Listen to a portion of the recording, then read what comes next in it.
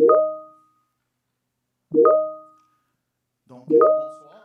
good evening and welcome to this information session, public information session on the Grosse-Île wind farm project in the Magdalene Islands. We're pleased to welcome you here tonight in Fatima. And for those who are following me online, my name is Alexandre Tanguay. I'm a communications advisor at the Bureau d'Audience Publique sur l'Environnement, the BAP. Tonight, this is your public information session. We're there for you tonight. It's so you can become aware of the project and ask any questions you have. So ask your questions, become aware of the project. My colleague, Karin, can you change the slide? Thanks. So it's to give you some information on the project that you can ask questions. We'll be here while there are questions, be they in the room or online. So in terms of how we'll all go, I will explain the BAP, our role in our mission and our role, and the reasons I explain our involvement in the Grosse-Île project. After, I will pass the mic to the initiators project so that they can present the project, and then there will be a question and answer period. We'll take all the questions in the room or remote. My colleague Charlene Bishop will help at that point, and my colleague in the back, who I will present, Rochelle will be helping with the questions in the room. And I'll close out by explaining the next steps and how you can exercise your citizen rights. You can ask a public evaluation of the project if you so wish. So, the reason that explains our presence here tonight, we'll do things one thing at a time. It might seem nuanced, but it's easy to understand. So there's a law in Quebec called the Law on the Quality Environment.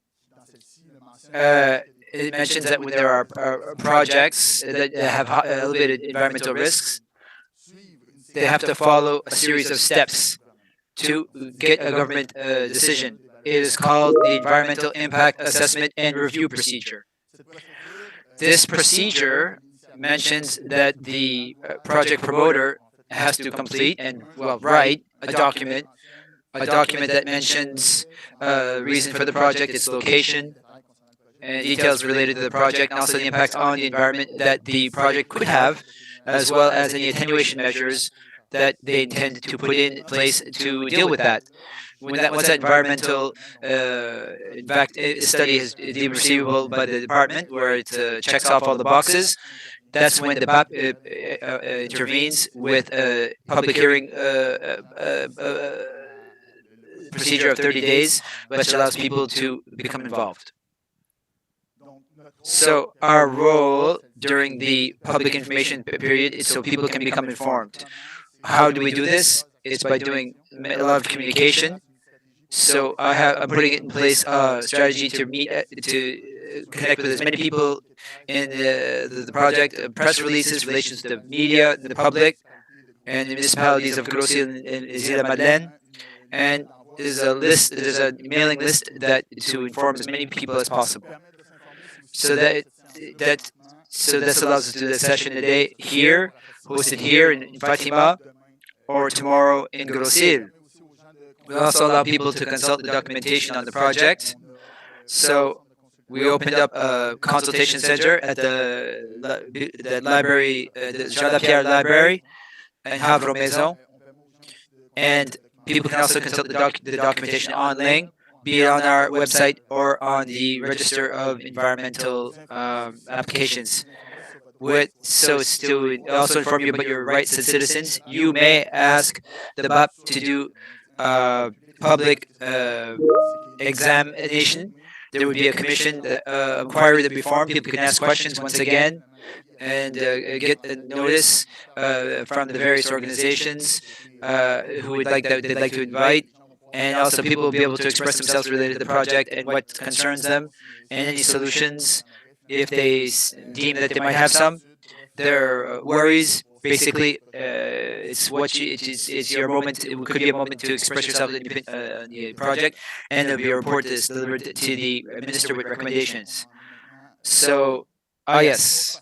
So Another way that we can inform you, we developed some other tools, simply coming to the meeting so that you can be informed over the whole year in terms of what we do at the BAP. But without my colleague, Bishop, we prepared a comic book. It might seem funny, but comic books is a very fun, playful, and easy tool for people to visualize our processes. So there's different episodes. You can see the adventures of various characters during a BAP process, on a process, and it happens at 300,000 lepins.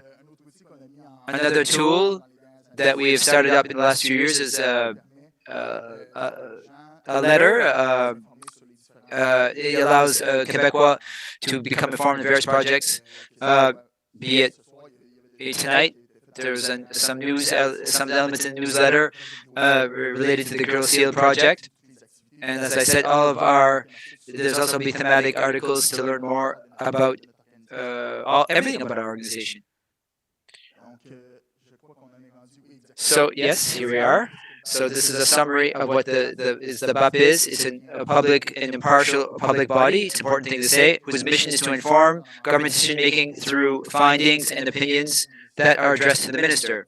So we have different roles to inform, just as tonight, through all the means that are available at disposal rather. When there's public consultation, we inform people so that people can come and participate in those consultations. We consult people and hear their questions and their opinions on the project. We investigate related to the law on sustainable development, as well as, and the BAP can also advise in terms of its findings to, and this is sent to the minister. So that's my little word to present ourselves, introduce ourselves. So for those who are remote, you see the various ways to submit your questions. If you have any during the questions, please do it directly, and then we'll be able to start with your questions and those in this room. So we'll be able to communicate by phone, by email, or using Facebook, and my colleague Charlie Bishop will be there to pass on your questions. So now I pass the mic to the promoters team, Mr. Jean-Michel Leblanc and Madame Véronique Leperc. The floor is yours.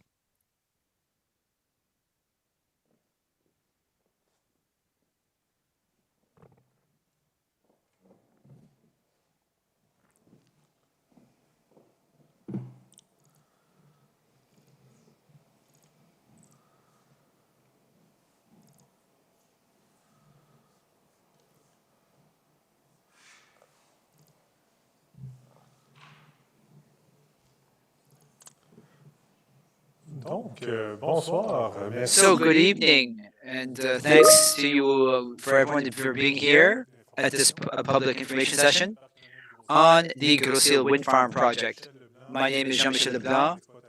I'm in charge of operations for renewable energy, and I'm accompanied by the experts that we have mandated to do the analysis of the environmental impacts of our project. It's Véronique Leperc, and in the room as well from the project team, Maxime Gilbert and Jacques Gauthier, who they will intervene where needed. And from the Alliance Celeste, our partner in this project, it's Simon Deschênes. He can also bring some details depending on the questions that you might have tonight. Tonight, we have two objectives. We want to present our project in a clear way so that you can know all the characteristics of the Grosse-Île wind farm, the one that we're proposing, the main measures that are foreseen to maximally reduce as much as possible the impacts on the environment and ensure that it's harmoniously integrated into the environment of the Madeleine Islands and in the community. There's lots of information, and there might be some slides that are very quickly on the screen, but all of the presentation, all of the environmental impact study is on the BAP website, and as we were mentioning early, and it's also at Jean Lapierre Library. We also want to listen to you. That's the most important thing here. Your participation is essential, and we're sincerely pleased that you're here in person or online. So first of all, I will describe our organization. and our project of the wind farm at Grosse-Île wind farm to contribute to the Magdalen Islands energy transition. So, International Energy, it's a 100% Quebec owned business. It's a developer of renewable energy. It was founded by the cooperative Nutrionor, a family business, and named Gilbert. Are working on the Grosse wind farm. We are 50% partner, Alliance Celeste. It's gathers 209 communities and territories in the east of Quebec, and it ensures that local communities that host wind farms receive local economic impacts, and that they participate actively in the project as in its development and its operation, and it promotes transparency of the projects. We're also with the Alliance. We are 50% owners of the Dunedin wind farm in the Magdalen Islands, two wind farms that are very close to Pointe-aux-Loups. We know in fine detail the issues and the sort of limitations that the Magdalen Islands can present as well logistically. We have good relations with the community, and we've had them since the start of the wind farm at Dunedin. So why this project? Why the wind farm, the Grosse-Île wind farm project? This is part of an energy transition in Quebec to using renewable energy, in particular independent networks for Hydro-Quebec. We know that electricity islands mostly comes from the oil powered plant at Cap-aux-Meules, and it's an important part of the total greenhouse gas effect emissions for Hydro-Quebec. At 16.8 megawatt, it would avoid 30,000 tons of greenhouse gas emissions per year. It's the equivalent about 11. It would also concretely allow us to reduce consumption by 11 million liters per year for that central heating plant.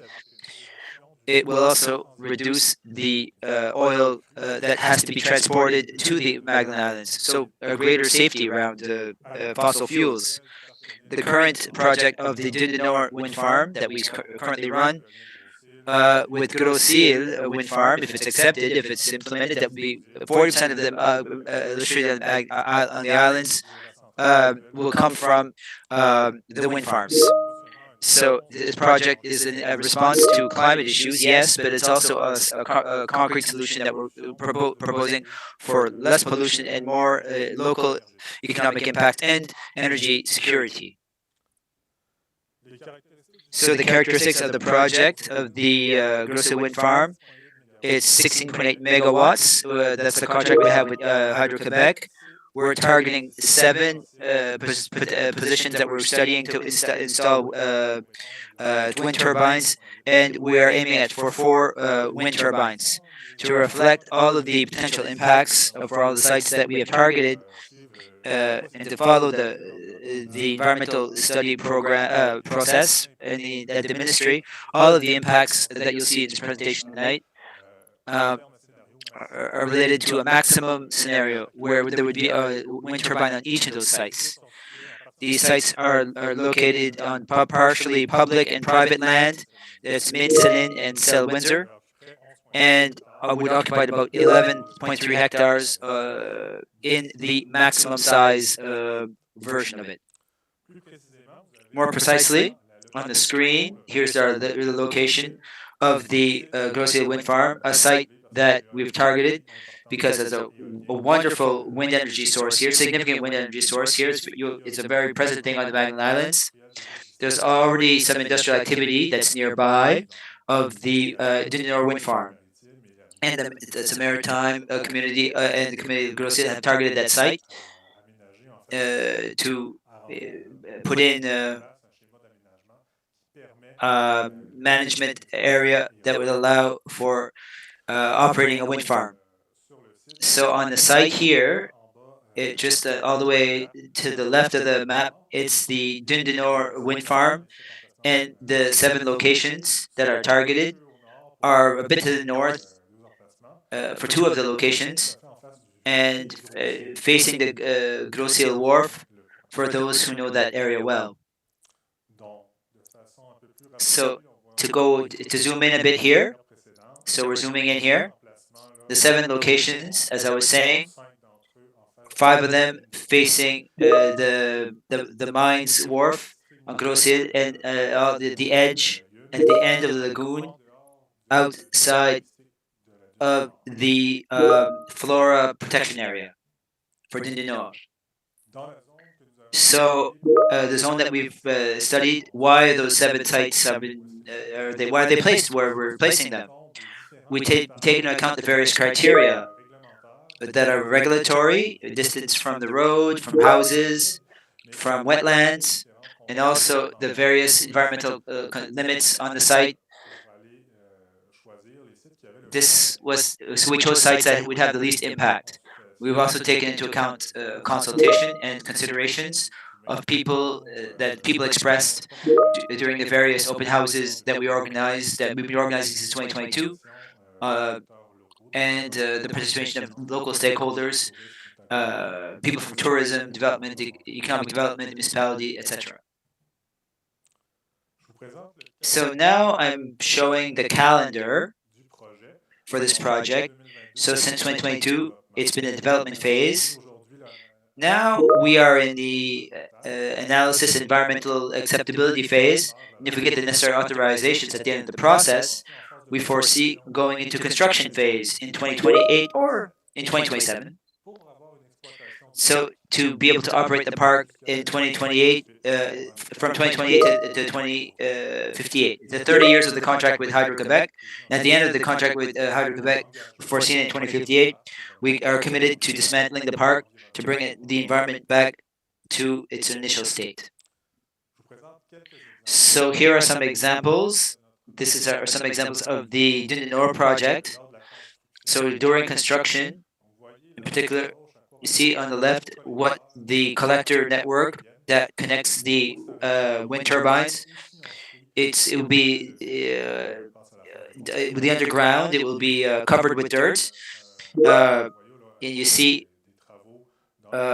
there's works to prepare the wind turbine site. And here's an example of restoration of a dune site after the construction phase to make sure that the environment is protected for biodiversity and also to protect our assets, the equipment that is put in place for the project.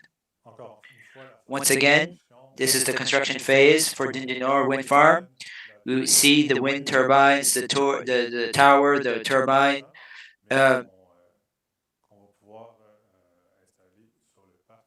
This is what would be installed on the Grosse-Île wind farm. Environmental assessment is the heart of tonight's presentation. It is a process that we have led by doing an inventory and studies of the various issues related to the wind farm. We also added consultations with local actors. In 2022, there were open house sessions in the Étang du Nord and in Grosse-Île, and we also consulted local stakeholders through our liaison committee that gathers different stakeholders and municipalities of Grosse-Île and Magdalen Islands. Hence, we targeted certain issues that could be affected by the Grosse-Île wind farm. We assessed the importance of the impacts of the potential Grosse-Île Park on these various issues, biological, economic, and social, and then we consulted with the various experts to propose attenuation measures to reduce the impact of the wind farm on those issues.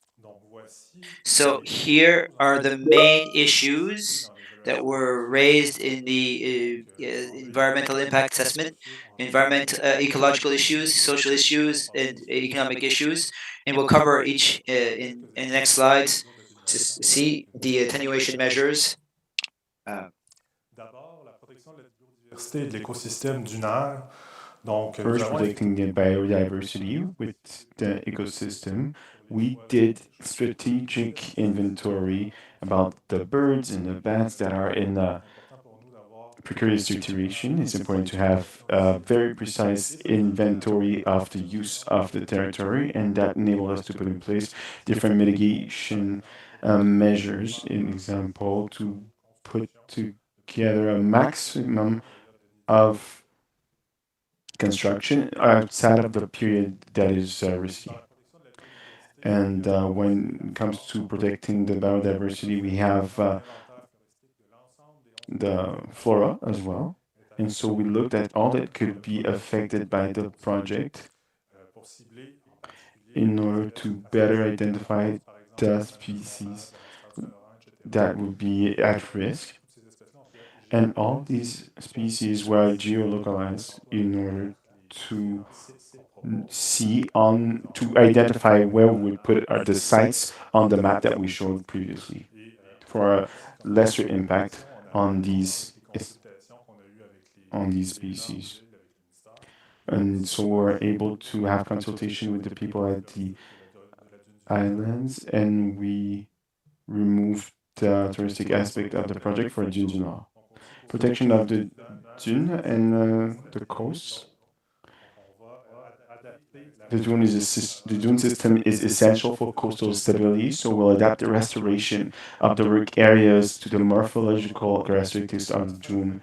And so the goal here is to protect the ecosystem of the north and to protect our equipment as well. And when it comes to the coastline, there's something that really important to talk about erosion and immersion. And so we put together a modelization of the different um, challenges that are specific with this site. And we were able to put together a strategy that considers these two aspects. And we had the desire to share the project to, well, we included the priority intervention framework of the maritime community and the Magdalene Islands. And so we worked on the ecological aspect as well. There are 0.02 hectares of wetlands, and we have positioned every element so that there would be no implementation area that touches one of those wetlands. So the contribution to climate change, as I was saying earlier, it's an element that is very important for us. Or when we have a project that in its exploitation is going to have a positive aspect on the emission of GMS. And so we are going to be able to reduce the equivalent of 30,000 tons of greenhouse gases, GHGs. And so we're going to reduce of 11 million liters the use of the oil plant. And so we're following best practices to reduce the emission during the construction as well. When it comes to the landscape, we know that this it's something that's really important with wind turbine farm. We have lived it with the Junjuna project, and so we chose a place that meets different criteria as I was sharing earlier, but also a place that is 3 kilometers from the closest habitations. It's a place that it's already industrialized with the Windsor mine, and so we don't have turbines everywhere on the territory. We have a gathering of the wind turbines in different sectors in the islands. And we also have the storage area for the Ministry of Transport that already affects the landscape where we want to install. On our website, you can find visual simulations of what the park could look like, and so I'm gonna share them with you quickly. So we have a vision from Grand Entrée, and here you can also see what it could look like with the wind turbines in real size. So on that picture, you see the real size of the turbines. Sound climate is something that is very important as well because there's going to be an impact on the sound climate. And so during construction, we will follow guidelines in order to meet the standards with regards to sound emission. And there's also a modelization that was made. And so this card that you see is a model that considers the maximum impact if ever there was a wind turbine on each of the sites. If they're all working at full power with wind, and the direction of the wind really changes the sound. And so we went with the maximum scenario. I'm going to bring your attention to the zone here that you see that is green, kind of a light green.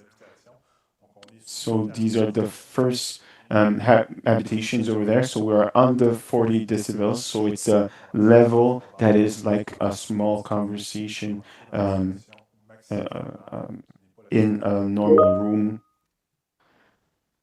So we are meeting the standards in that case. It's important for us to be careful about the territory. We know that Route 199 is really important, and so we have a plan for traffic management that we are working on with the Ministry of Department of Transportation. So during the transfer and the transportation of these towers, and we're considering the different challenges that could be met on the road, just like we did during the Junjuna project. So when it comes to economic benefits and diversification, we want to maximize um, creating work is really important. So at peak times, we consider 20 to 30 jobs. And also, we are going to have annual distributions via the Eastern Energy Alliance. So we're talking about fixed annual payments to this municipality of Grosse-Île and public land leases for the maritime community of the Magdalene Islands and a liaison committee to maximize local impact and making sure that the businesses on of the islands are conscious of the opportunities that show up with this project. So all these commitments would make sense if we can maintain them and ensure that they are done during the construction. And so we are making sure that it's going to be a environmental monitoring to look into these mitigation measures and during the exploitation as well, following up the monitoring the bird and bat mortality and monitoring the bird activity at the wind farm. And we're talking about an annual monitoring of the morphological evolution of the coastline in the project implementation area. So that's over the 30 years. And I'm going to finish now by sharing with you the approach of consultation. In the past, we connected with the municipality of Grosse-Île and we had meetings with the citizen Étang du Nord and Grosse-Île in 2022 and 2023. And we have a liaison committee that is active between the community, the social organizations as well. And this contact enabled us to optimize the project considering the different challenges that were mentioned by the community and by the local actors as well, and to mitigate the impacts that this project would have on the environment.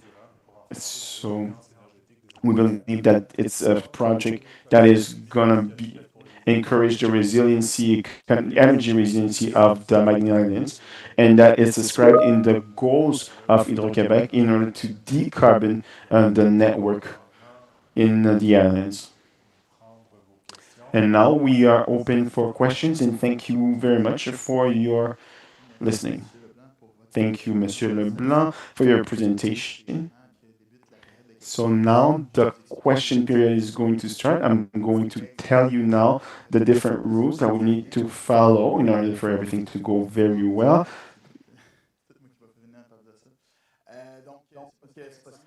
So it's really simple. We allow each person 2 questions and not a long introduction. So we are asking you to be brief so that we can hear everyone.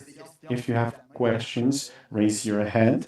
Rachel, my colleague, is going to go around with a microphone in order to take your question. And if we forget you, we are sorry. We're going to try to really keep an eye and go around the room and make sure we forget no one. You just have to raise your hand and we'll bring the microphone to you. As I said, two questions per person.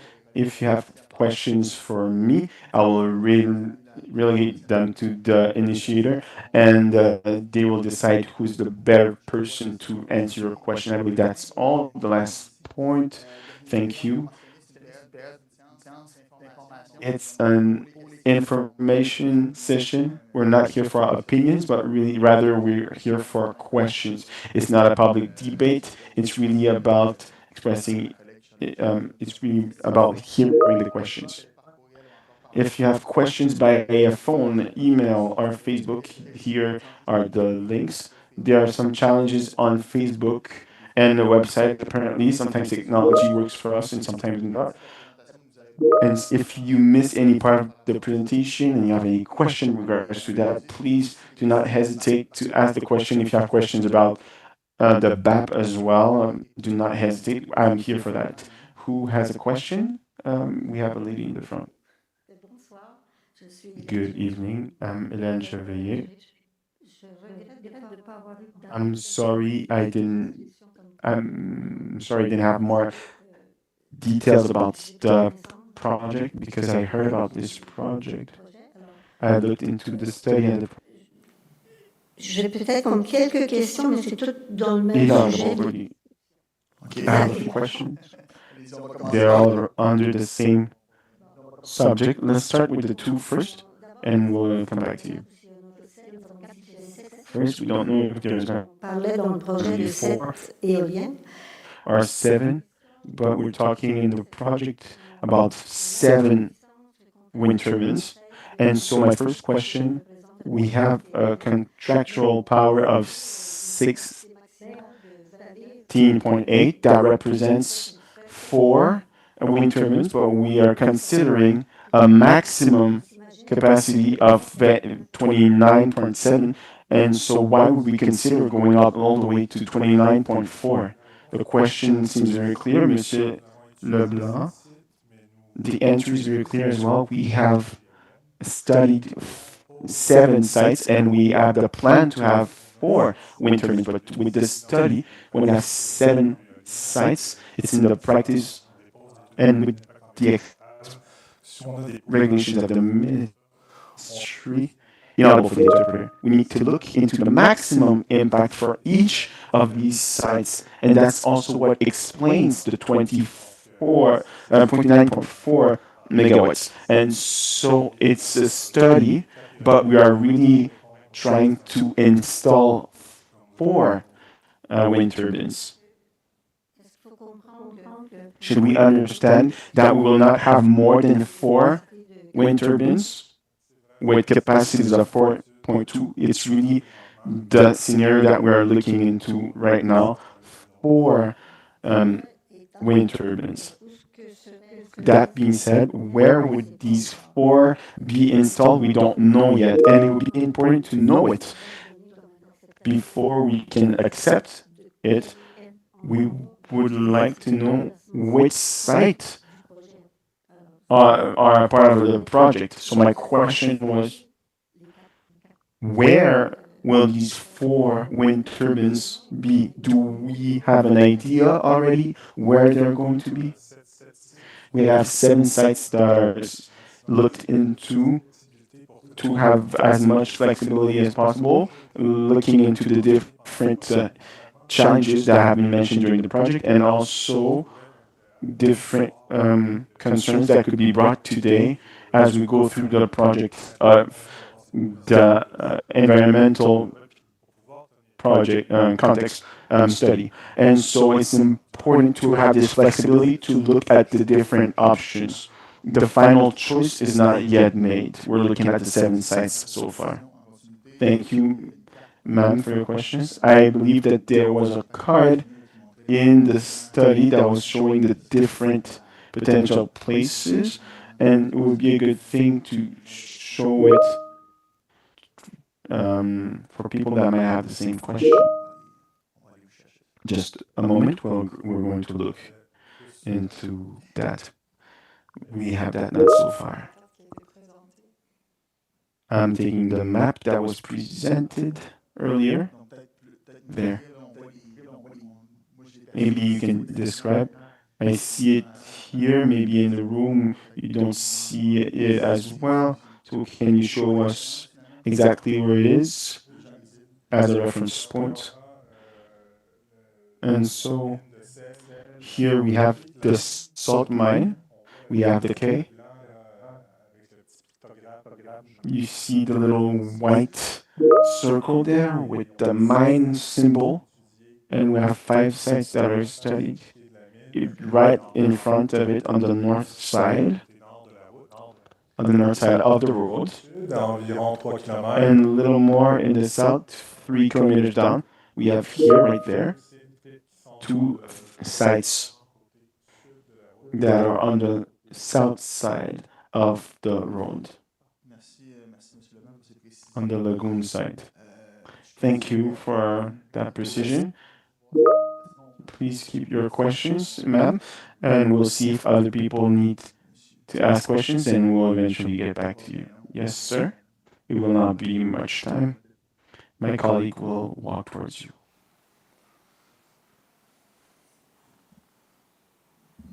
Ouais, juste monsieur ici. Bonjour, Damien Turbide. Une question. Vous avez. Hi, I'm Daniel Turbide. You went fast on the question of the Ministry of Transportation as though you have a common project in order to facilitate the transportation of the parts. I'm guessing from Cap-au-Mel to Grosse-Île, like the last site. Did you consider the possibility of making the parts come by barge? Can they be delivered right there on the Grosse-Île port? I believe that it would be more economical and there would be less issues. Is it possible to bring the parts through directly through the quay of Grosse-Île? Well, the plan that we have with the Department of Transportation is still being elaborated. It's going to be deposited at the end of the process. We have considered this option, but the capacity of this quay is not sufficient. So it's not an option that was kept. And so we went towards the option of using the Cap-au-Mel that has a better depth of water that enables us to receive specialized boats. And so this is what was kept as a scenario for Dunes du Nord. And if we go forward with the Grosse-Île project, that's the solution that we prioritize as for now. Thank you, Mr. Leblanc. Does that answer your question, sir? Thank you. Do we have other questions in the room? Right here. Good evening, I'm Madeleine Nadeau. I have a question about the impact studies with the project of the Dunes du Nord. We have the studies and the analysis that was made before and after the installation of the wind turbine. I went on the BAP website. I could not find this global report about the before and after the installation of the wind turbine. Actually, the BAP was mandated with regards to the law, to the act. There's a complete report of what the BAP has done as an analysis, but it's an analysis that is given to the minister, and the minister makes the decision. After the mandate is done, the BAP no longer has a role to play. So after giving the report to the minister, it's the minister that makes the decision. If you want to have more information about the after, I believe that this would it would be possible to consult the Ministry of Environment, or you can come see me after the meeting, because I know it's not always easy to navigate to reach the department, but I can definitely create a contact with someone that might have the solution. So for the upcoming project, then, so it's you foreseen some analysis before the project and after the project, I would imagine. Once again, be managed by the Department of Environment. Yes, exactly. The department is the guarantor of the process. There's a serious step where the promoter has to conform with, being in compliance with, before decision. So if you, as a citizen, if you want to participate in the decision-making process, the Department of Environment in parallel does environmental studies during our processes. It is them, in fact, who lead those studies. They will be able to give you a before and after picture, as you were explaining. Certainly, before there's the impact study. As I understand the process, there's an impact study. It allows you to give has an outlook on the study done by the promoter, but the department then does some a judgment on the study afterwards. There's a diagram that allows you to visualize the various steps and what step that we're involved in as the BAP and what step the Department of Environment is involved. If I'm not mistaken, on the little diagram right now, the Department of the Environment is doing its environmental analysis, and it should be done soon. It would seem like it's important information to have an overview. Yes, I understand, indeed, to have an overview of the first project completed. If you'd like to have a sense of the project, ultimately the project, the government makes a decision to either authorize or not authorize the project, or authorize it with conditions. Those are in the documents, the governmental decree. If you do research gouvernement décret parc du Nord, you probably end up finding information related to the government decision related to that project. As in this case, in terms of the procedure and perhaps the conditions that were set out by the government at that point. Thank you. Thank you very much. Is there anyone else? So we'll go see my colleague to see if there's anybody who's remote. Good evening. François Turbide. You just said that you chose that site because the municipality had as in zoning identified those 7 places there. I find it's a very exposed area. Were there not other choices that would have been less exposed? Given the dynamism of the dune and the erosion problems, were there not other less risky places, let's say, and maybe less expensive to install the wind turbines, less risky in terms of erosion? Well, I find it's a very exposed spot in the north, and we know that if we intervene in the dune dynamics, we can really have a negative impact on the road, and the dune during major storms could erode considerably. And I wonder if there are other spots in the island or where it would have been preferable, let's say, to install it. Well, thank you very much. So in terms of locations, were there other locations that were studied? Well, yes, but it was a place that does present challenges in terms of erosion. We have found that as well. And there were specialized firms involved, and they model those issues so that we can address those challenges. In terms of the place, could there have been another place in the islands? There's a question of distance to houses, and it was a decision to the maritime community and the population generally. And they set out some positions. They wanted it not to be close to houses on the rocky elements. So as the developer, we are in compliance with that will of the maritime community to propose projects that are far from housing. And it's the sector. This is a sector that was targeted by the municipality and the population and the maritime community. Even if there are challenges in terms of erosion, it's already very industrialized in that zone. There's the mine. There's the Dindenor wind farm with the sand deposit for the Department of Transportation. In our mind, it's the only place right now where we could undertake this project. Thank you, Mr. Leblanc. Do you have another question, sir? Well, it's related to the wind turbines. So, the type of wind turbine that there will be there once the project is accepted, will it be much bigger than the wind turbines that are currently in service on the Dinor site? Compared, what size difference will there be? Well, presently, at the step where we are right now in this project, we are in discussions with various turbine manufacturers.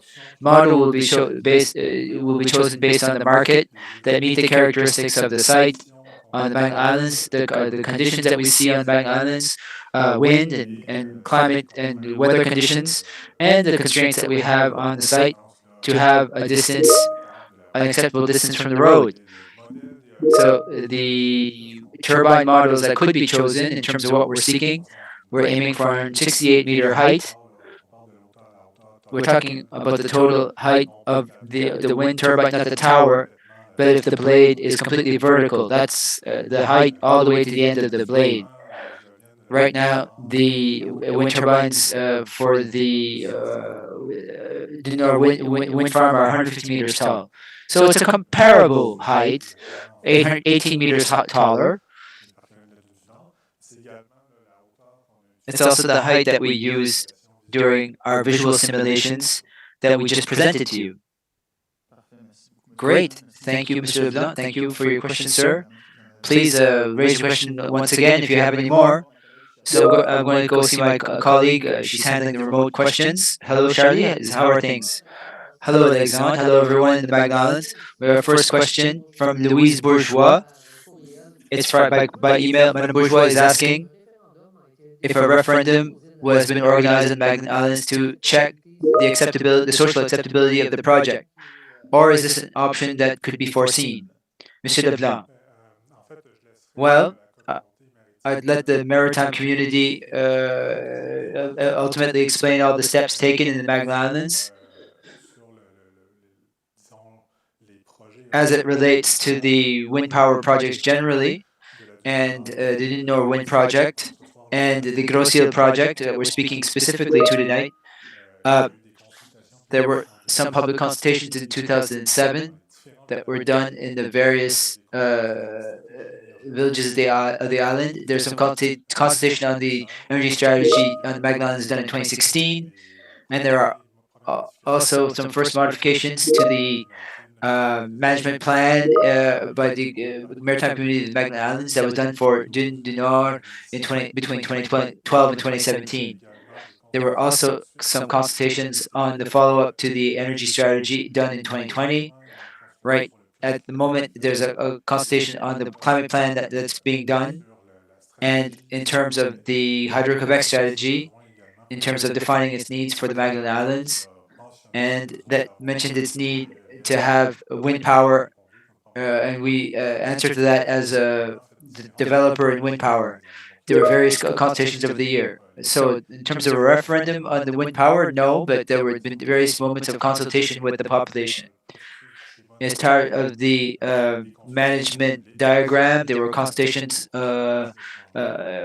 public hearings, the government that were set out by the law.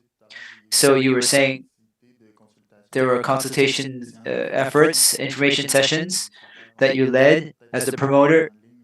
Maybe just tell us overall what happened.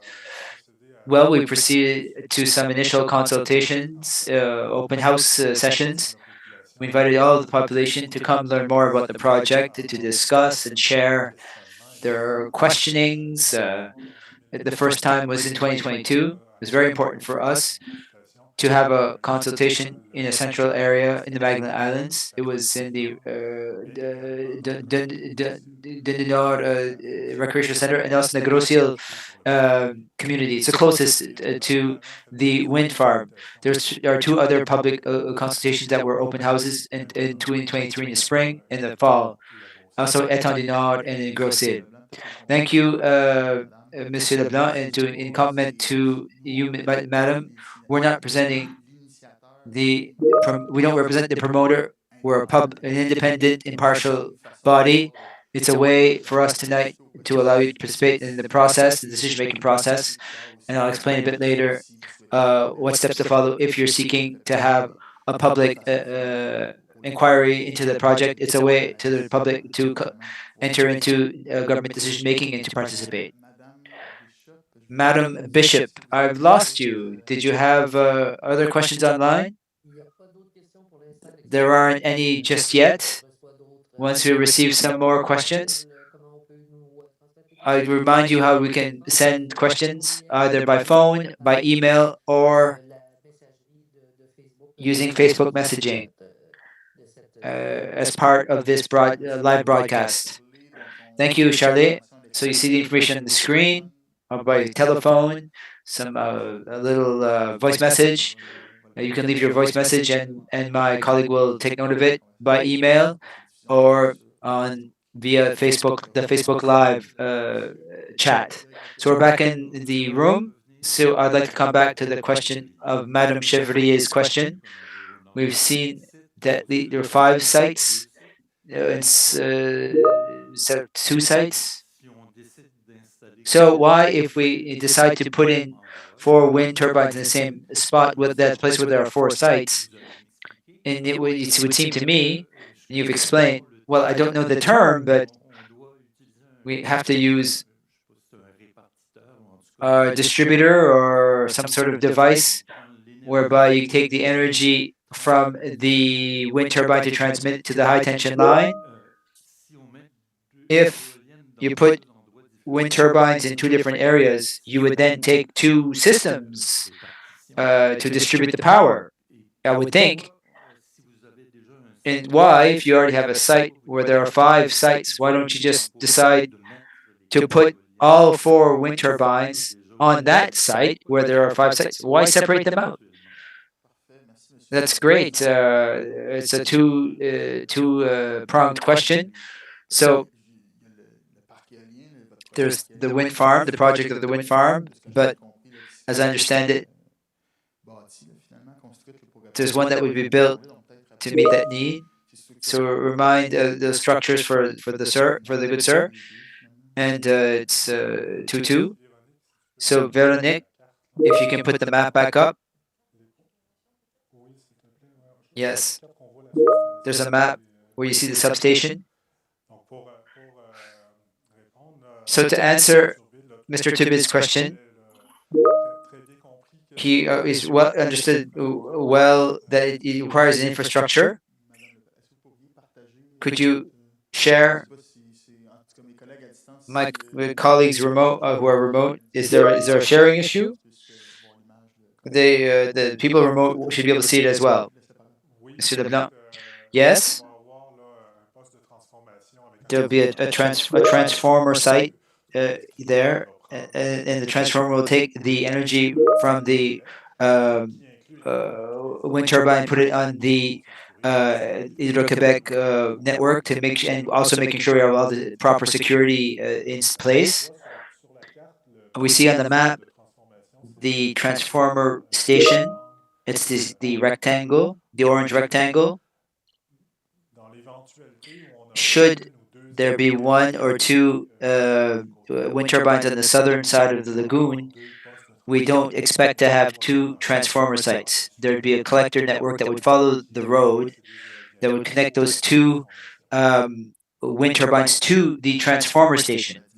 So for the dynamic 2 wind turbines on either side, so there'd be a line going between the 2 southern wind turbines that would reach the 2 ones to the north. So it's dug in. You dig another ditch to bury those lines in the dune. So it's a considerable impact ultimately. I do it environmentally. So the transportation line would be buried. Yes, would be buried, but alongside the route. So we need to fill in the road to minimize the impact on natural environments. So that is something that we are foreseeing in a scenario where there'd be 2 wind turbines to the south. Great.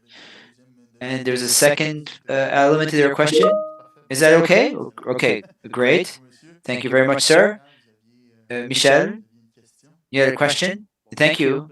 Claude Brisson, you mentioned that the Magellan Islands is an important migratory corridor for birds.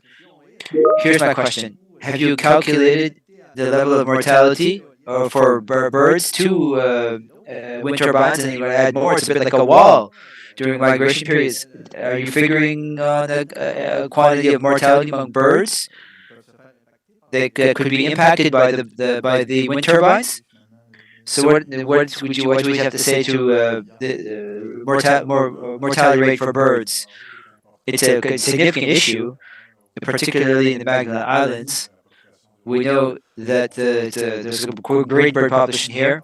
We did an inventory of the site used by the birds. So Veronique, could I give you the floor so you can discuss the various inventories that we did on site? Yes, it would be my pleasure to do so. Good evening to you all. Hello, sir. There were many inventories that were done where we would be setting up the project since 2017. We've been doing inventories. We came back to the field in 2024, 2021. The inventory covered migratory spring migration and fall migration, as well as nesting. So to ensure that we properly understand the use of the site by the various groups of birds. And related to the question of mortality, the zone where the Grosse-Île wind farm would be set up, as you see on the map, it would be quite close to the existing wind farm, wind farm, in a similar habitat for birds. We would expect to see mortality rates by the wind turbines that would be similar to those that are currently being seen at the Dune du Nord wind farm.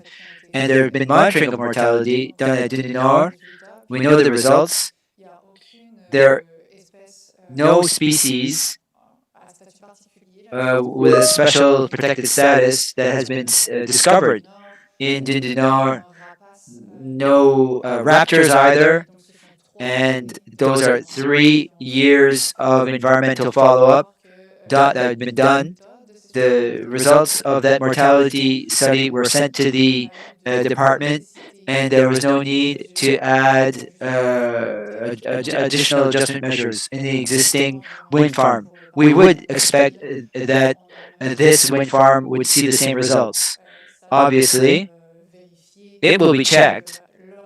So during operation of the Grosse-Île wind farm, there would be mortality monitoring that would be done for all of the wind turbines installed, and the mortality studies we've done over the first 3 years of operation of the project, and then next every 10 years to check on mortality rates.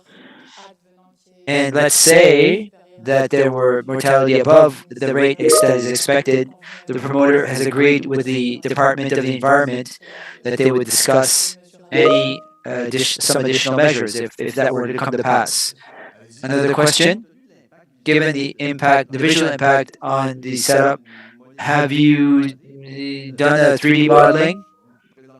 You're presenting us things on a screen, but a 3D presentation that would so that we can see if we're heading down the road what it would look like in terms of impact visually. Because with technology now, it's pretty easy to do that. Are there models, some visual simulations in 3D? No, there are no 3D simulations that have been made, but we've done visual simulations from various viewpoints. We showed some tonight. We showed 2 viewpoints that we found the most pertinent. It's from the inhabited areas, actually, of Grand Entrée, seen through by way of the Grand Entrée de la Grune towards the Grosse-Île wind farm, if it should come to pass. And Grosse-Île is the closest community. So in terms, that modeling was done from various viewpoints, available on our website and in the environmental impact study as well. since 2023. Est-ce que ces simulations visuelles-là sont disponibles également dans le résumé de l'étude? Thank you. Are these simulations available depending on different, according to this impact study? The other that we did not see tonight, they are available, and we also have that Également, c'est disponible sur le site web. document available on our website in the section documentation section. Thank you for your question. Shirley, remote to hi. Hi again. I have two questions from André Lafrance. The first is following. If the municipality of Grosse-Île decided to have a referendum on the project and if it was deferrable, are you willing to remove completely the project?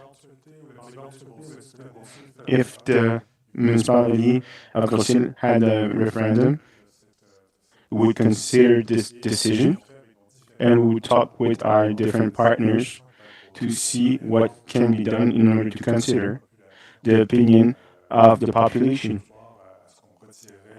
I cannot say tonight that we will remove the project, but of course we would consider if there was the desire to have a referendum in the Grosse-Île municipality.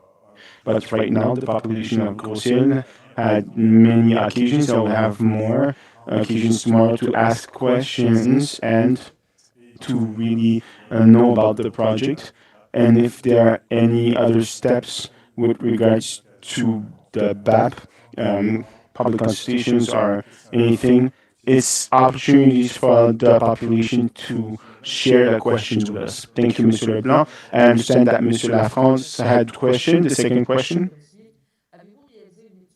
Have you realized a complete study about the carbon footprint, considering the whole of the life of the wind turbines from the, in other words, how many energy is really needed to create an wind turbine, and how does it compare with the energy that will be produced during its lifetime? We have realized a study of the footprint of the project, meeting the standards of the department from all the wind turbines in Quebec. I understand that Mr. Lafrance would like for a study to see the whole cycle of a wind turbine. That would be interesting. But in the context of the park that we have in the Madeleine Islands, that enables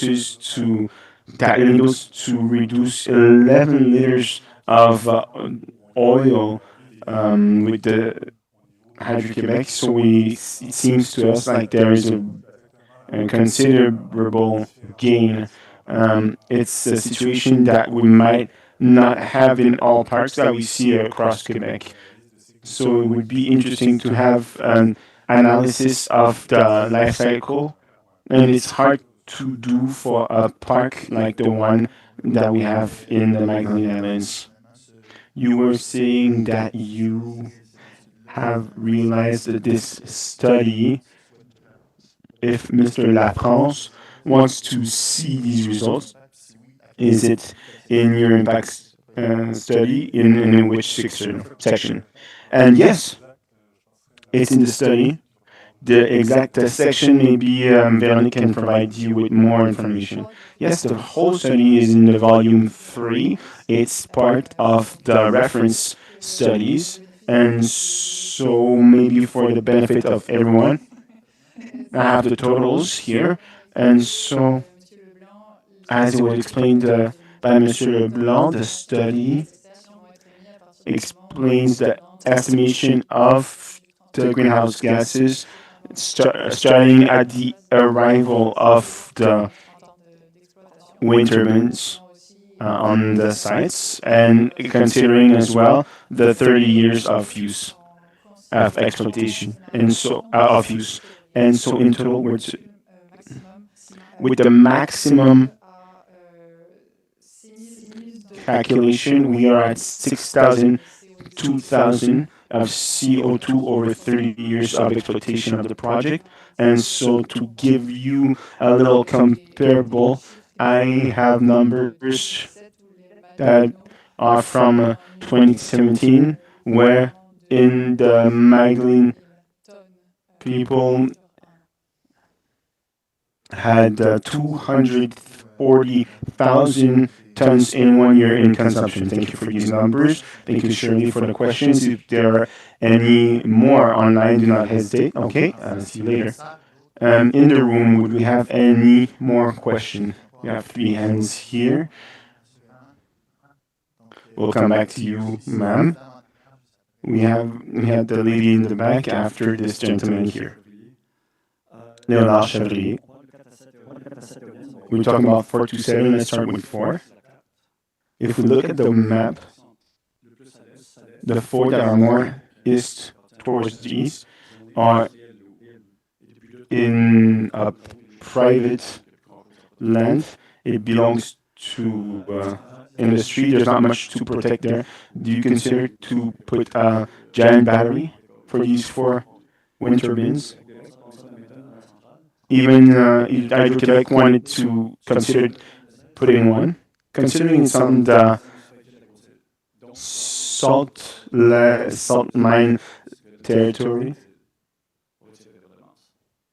So everyone should have should have benefits from that, considering its location in the Grosse-Île. There are different levels to this question. It's a complicated question. So my first precision, if we can look on the map once more, Véronique, you have it visually.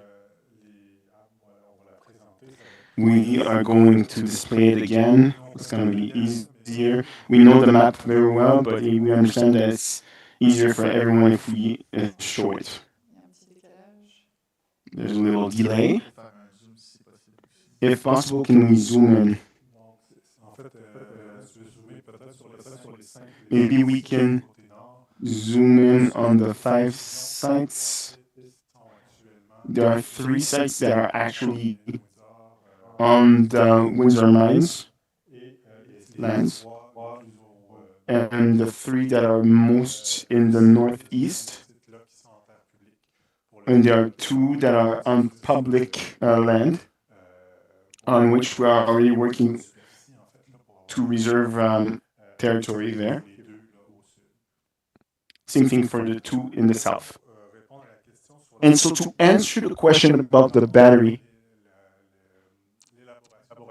when we were elaborating the project, we had the conversation with Hydro-Québec, that is the buyer of the electricity that is going to be produced.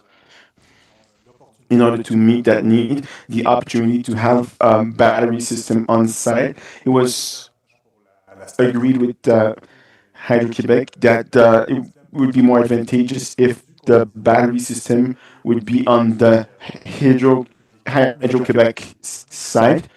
They committed publicly to study and to put in place a project with a battery system of 10 megawatts at the central of Québec. And so it's a project that is in study, but not by us, really by Hydro-Québec. And with regards to the benefits, as it was mentioned, there are royalties to the municipality of Grosse-Île, whether the land is private or public.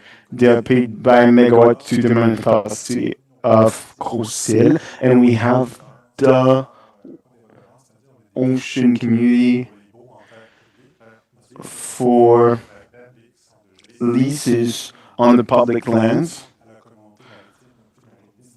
And so there are always also economical benefits. So if we consider the levels of these benefits, maybe Simon Deschamps can give us more information to provide more detail about that.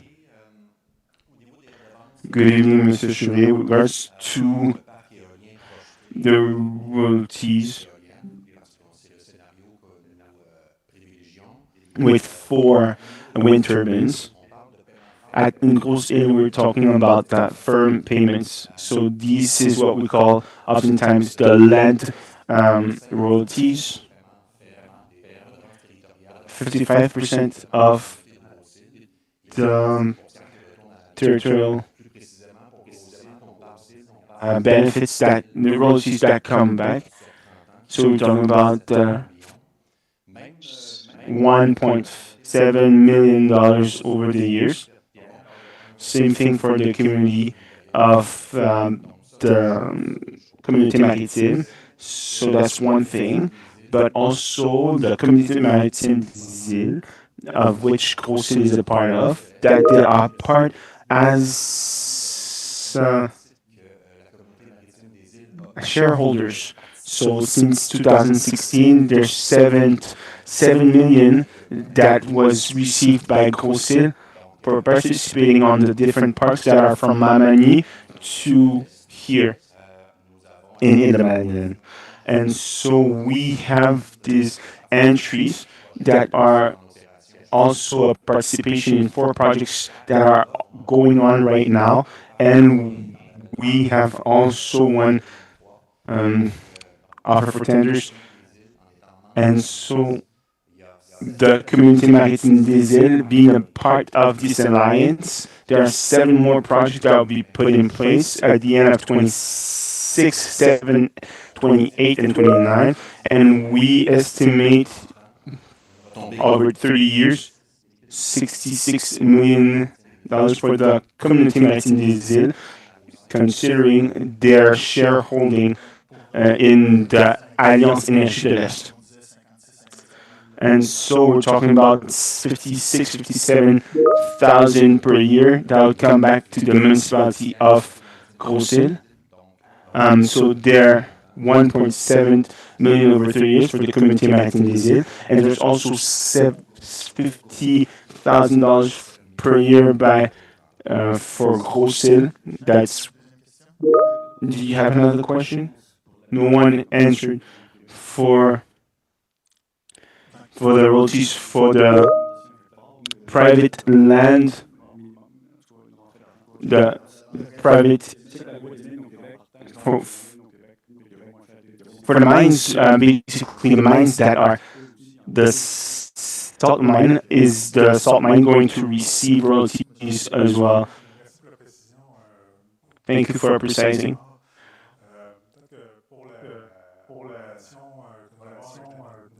Maybe for the relationship that we have with the Windsor mine, I have Jacques Gauthier, that is president of Energy, that can give us more information.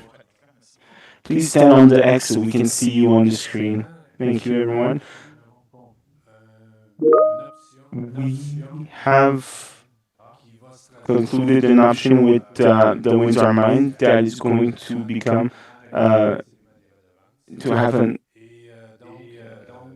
act with land use fees. Basically, the mine will rent during the contract of 30 years portions of the land that will be useful in order to install the wind turbines. Do we have numbers for these land use fees? The land use fees are right now theoretically have a number, but it's going to be translated in the superficial sharing act that will be public in the following months. If you have other questions, we'll come back to you. Sir? Ma'am? Bonsoir, Mélanie Bourgeois. I had 2 questions. The first one, I read the summary for the study, and my question was, considering that there are 7 potential sites in different habitats. We're talking about the 2 in the south and the 5 in the north. I was wondering, because I didn't see in the study, in the summary, if there are mitigation measures for different levels for the two types of environments that are very different. Outside of the erosion submersion study that Marine considered the coast considers the coast, but not really the land. So, do we have measures for these two types of territories?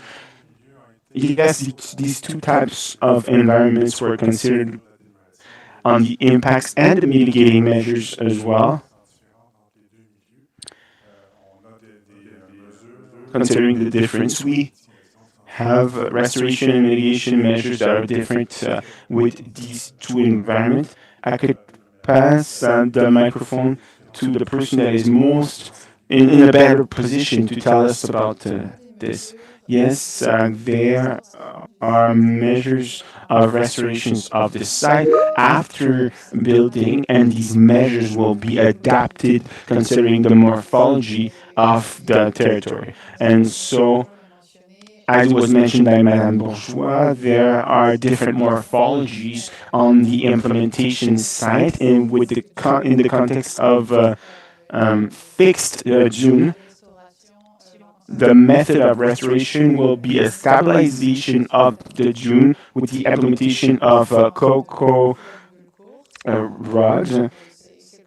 And so it's something that is used very much, that was used for the park of the Dunes du Nord, and you can see it, the cocoa rods, you can see them on the islands very well. And in the case where the restoration would have to be done on mobile dunes, then the restoration would be done with fencing that is going to capture the sand that would fly with the wind and is going to enable us to reconstitute the dune. And a third case that could come forward is the presence of coyote. So we are going to use in that case plugged carpets in order to refill the air gap, and otherwise it will be directly filled with material that would have been excavated for the construction. So we're going to fill this air gap. These three techniques are techniques that are used already, that have proven their efficiency in restoration of the islands for different projects. Did you have another question? I was wondering if there was a map where we could see the position of each wind turbine since the beginning of the impact. Is there a card? Is there a map where we can see where the emplacement of these restoration areas, so we can see what it's going to look like at the end? I believe that we have a card with pictures that we could show. Maybe we could show it again. I could see if we have all the elements that we need. On the website of the MTQ of this card, the card of configuration parameters. I'm going to look for it in just a few moments.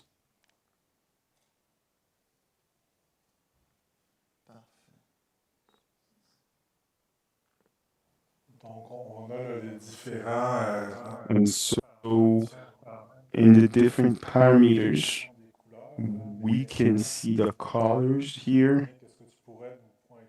Veronica, could you show us the place that is mentioned a little south of? Sorry, I'm not so sure. I'm not really good with north, south, east, and west, but right here. And so we have here, we see the K where we have the circles with the little icons there. And for those who know the site, we have the white dot here in the middle of the pink rectangle. It belongs to the dynamite business. And we have the MTQ that inaudible for the interpreter. Okay, and we have two wind turbine sites at the south and in that sector. And so it's going southwest. Does that answer your question, Madame Bourgeois? Partially on that map, but maybe with other photos you might see a bit better in terms of what it would look like in terms of the dunes. Well, we can commit to giving you a map, getting a map with the most recent ortho photos. I think that if they can be placed on the BAP site and within 48 hours. We can get you that map within 48 hours. Mr. Leblanc said, as Mr. Leblanc said, if there's no answers just yet here, they commit to answer those questions within 48 business hours. 48 hours, and I commit to working with them. So contact us, either myself or my colleague, and we'll provide information without certainly. So there's a woman who has questions here, and there's a man with questions online. Charlotte, good evening. Yes, coming back to you with the question, Mr. La France. He doesn't seem satisfied with the answers to his answers just now. To his question now, he wanted to reformulate his questions, to be more clear. Insofar as citizens of Grosse-Île were to say no to the project, would you remove the project, yes or no? Mr. Leblanc. Well, right now, the municipality of Grosse-Île has zoning that allows wind power projects in that part of the Magdalen Islands. Obviously, if the citizens from the Grosse-Île were to speak against the project, I imagine that municipal council would bring about actions in terms of its zoning regulations. And as the developer, we would advise people where needed when a municipality would take such a position. But I do repeat,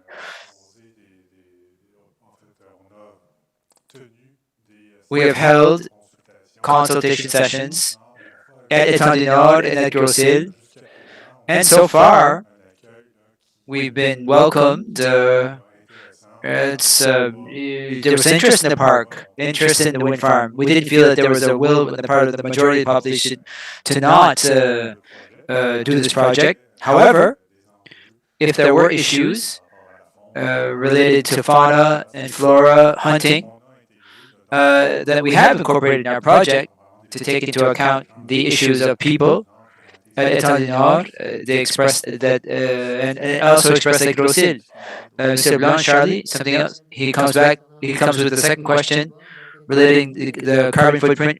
Will you do the whole full calculations, including extracting the minerals, transportation and installation, and putting into service the service and to establish the real energy count for the wind power? No, I don't think that is the responsibility of the developer of a small project in the Magdalen Islands to do a study of all of the greenhouse gas repercussions of building and mineral extraction. I would say, Mr. Lafrance, that such a study has been made by Hydro-Québec to compare files between them. They're estimates, of course, but they provided an envelope of greenhouse gases for the wind power sector below 50 grams per kilowatt hour. 50 grams of CO2 equivalent per kilowatt hour. The same study by Hydro-Québec was studying the various files, including thermal energy production. It's over 800 grams of CO2 per kilowatt hour. That's a study that is available in the greenhouse gas impact section by Hydro-Québec. You can refer to it there. When we indicate that for this project that we're speaking to tonight about the Grosse-Île wind farm, we're convinced that it will have a significant positive impact on greenhouse gas emissions. It's taking into account the information that 11 million liters of fuel oil that this project would allow to reduce in terms of consumption at the thermal power plant. Thank you, Mr. Leblanc. Thank you, Charlie, for the online questions. So, see you soon. The people. Yes, ma'am. Good evening. Hello again. I have two questions. Go ahead with your first two questions. The project said that it will take into account the experience of the two first wind turbines. To that end, I wonder, there are results with the two wind turbines that have been follow up, but I'm very surprised that Ms. I don't know her name, she's telling us ultimately will allow as many collisions as possible with the new collisions as what we measured or assessed with the two former ones. Well, they're not old, but they are quite new. But I would like to stipulate that in that sector that's being studied, there's potentially 7 raptor species, 97 bird species, land and coastal birds, 10 sologenous species, and a large number of protected fauna species. We don't see them in here. The wind powers the windmills that are in place. They measured that there were 25.5 collisions of birds per year, and at that rate was enormously higher than a wind power on a land-based environment or a forest-based environment. My question is, or do we promise to allow collisions to happen at up to that rate with the new wind turbines that will be more numerous? We should make efforts. That's what's asked. Your promises are perhaps not yet filed, but you must absolutely avoid, well, I won't say the word, in that sector. It's a very, very significant one for birds, protected birds and migratory birds, sauvageons, etc. Thank you, ma'am. Question on birds? I think it's pretty clear. Monsieur Leblanc? So, just to stipulate, indeed, there's a huge presence of birds all across Magdalen Islands, mostly in dune environments. So by targeting places for wind power development far from populations, well, indeed, you're in a place where there is a bird population that's significant. And the mortality rate in dune is higher than in a forested environment. However, I would highlight that the wind is much more limited with our wind farm. Even there's only 2 wind turbines at the previous one, and with 4 wind turbines with this proposed project. So it's not the 30 or 40 or 50 wind turbines you see in larger project. In terms of attenuation measures, as my colleague was explaining just now, there are mitigation measures that have been put in place at the very step of choosing the sites. And as part of the development period, during the construction phase as well. But there is follow-up, annual follow-up, led by the Department of Environment to act and add mitigation measures if that rate is seen as being too high. but not seen as too high by the promoter, but no, by the Department of the Environment. The Department of the Environment has a responsibility to ensure that there is minimal impact on the environment and also to protect the various species that are facing extinction.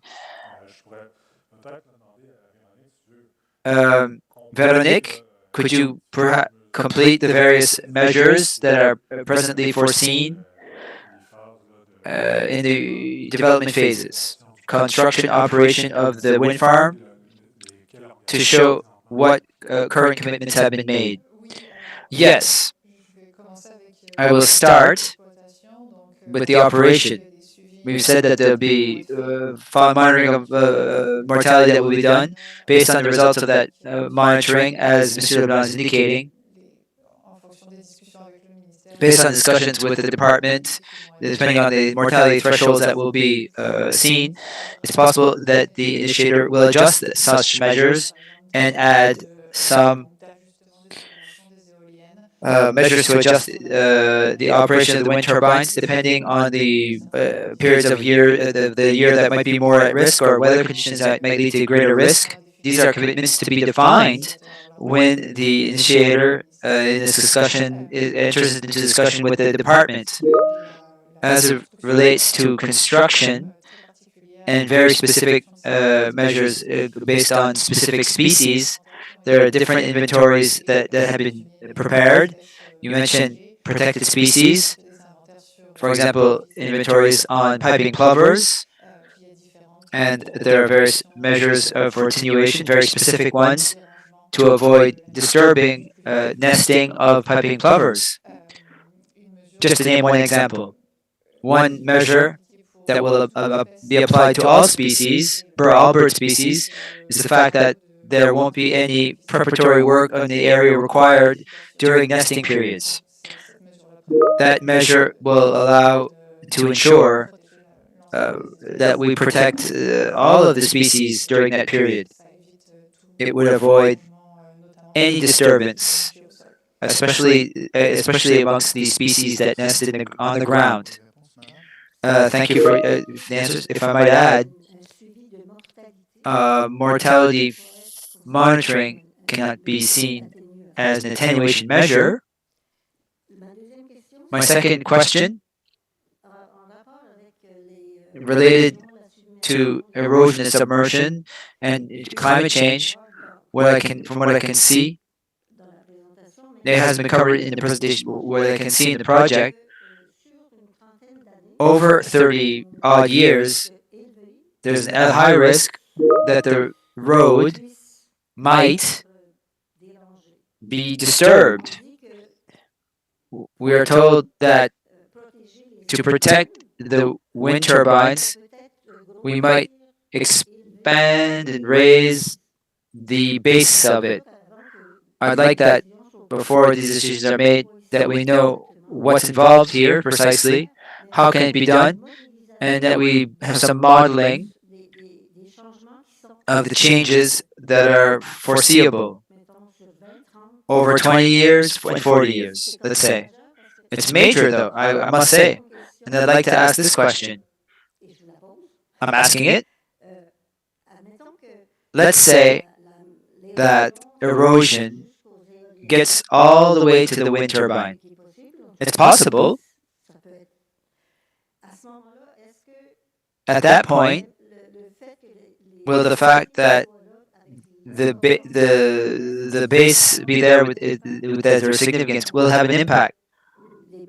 We know that blocks on the dune, it doesn't allow, but it provokes, it causes, I'm not sure how you call it actually, erosion at the edges of facilities. So I think we have to look into those things. I think as a population, we should have information on that. Modeling must be done, and there has to be measures to avoid that. Let's say that something were to occur, that we have emergency plans. I think that I find that question you completely avoided it, skirted it. It's a major thing for our population. Thank you, ma'am. That's why we're here, to raise a point, and we'll try to get an answer. Mr. Leblanc, how will you do those bases? What will be done with respect to her concerns? So I'll come back to the mortality monitoring. It's not an attenuation measure, obviously, but it is a measure of that validates that the reduction measures to reduce impacts that we put in place while we developed and built the project are effective, and it's also a way to ensure that to be able to put in some new measures if there's a need to do so. With respect to the question of erosion, we did do some modeling of various erosion risks based on very different climate scenarios for the lifetime of the project until 2050 and 2060, with scenarios that are used in studies in that area. It's low or strong erosion due to climate change. We know that it could change things in the next few years. I'll start with the end of your question. Do we have a plan, an emergency plan? As the developer of the wind farm, we have our own emergency plan to be able to act within our facilities if there were to be an extreme climatic event, erosion, or an extreme climatic event, something we saw with Fiona or Dorian. As we mentioned, there's a will to incorporate the stakeholders of the erosion sector for the maritime community to coordinate our efforts with the other stakeholders who are acting on the site or in the area of the wind farm of Fordine du Nord. So, as it relates to the various actions that were assessed in terms of erosion, Veronique, I think we can answer somewhat. We have a colleague with us from Grosse-Île. They undertook those simulations related to erosion risks. They might be able to provide some more detail on the conclusions of the study and how it was done. Could Nicolas go? Mr. Guillemette, good evening. Good evening, everyone. Can you hear me well? Yes, great. The floor is yours. Great. Hello, everyone. Hello, Magna Islanders. Thank you for your excellent question, Madame Chevrolet. I'm Nicolas Guillemette, coastal engineer, and I was the person in charge of the study for modeling that allowed us to assess the erosion and submersion risk both in the current climate in 2025 and in the more short term and in the future climate into 2050 and 2060. Study made in 2024. It is in Appendix G, I believe, to the impact study, so you can consult that on Ling. And I think you've already done so, actually. So what we need to understand is that study was done in 2024 and attenuation measures were identified. The answer, perhaps answer in two parts. The risk is not significant short term. The safety margins, the distance between the coast and the position of the wind turbines is amply sufficient in the short term, the next 10 years. However, what you have to understand that once you project yourself into 2050 to 2060, towards the end of the service life of this project, you're right. The risk will increase progressively, given erosion. The erosion that's present both on in the lagoon, that's a little bit less significant, but on the Gulf side of things as well, that is more exposed. So indeed, it's progressive. So the risk increases in the future.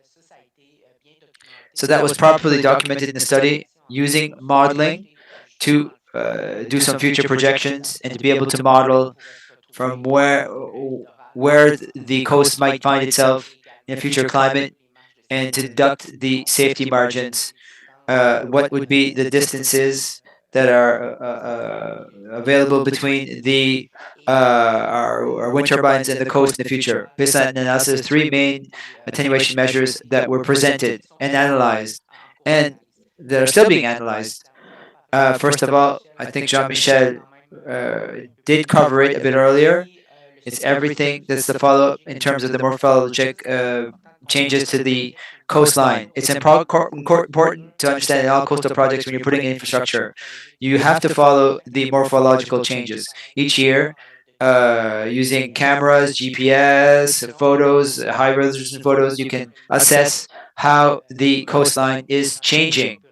In some cases, can regress, but sometimes there's sedimentation as well, and you can assess how much things are receding, and to compile that information to be able to interpret it.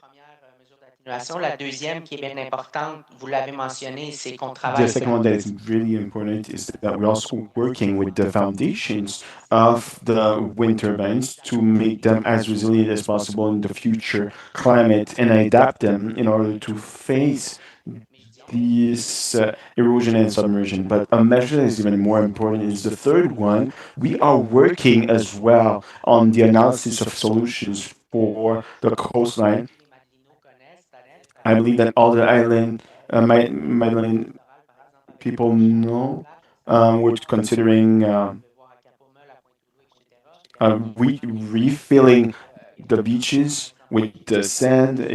We can do visualization. We have average solutions as well. All of that is being is in analysis right now.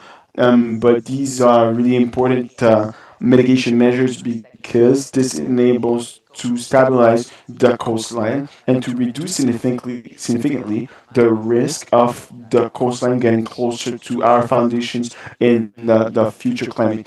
And so all that together with the other aspects that I've mentioned, it's what is being considered right now with the erosion and the submersion aspects. We're talking here about the water levels going up, and so there are mitigation measures that are made as well, considering the over and the additional elevation of all these to consider high submersion risk in the context of the climate changes. Thank you for this answer and thank you for your question as well. And now we're going to go around and we'll come back to you. Are there any people that did not ever ask a question and could be interested? Hi, I'm Daniel Labrec. I have a question. Very simple.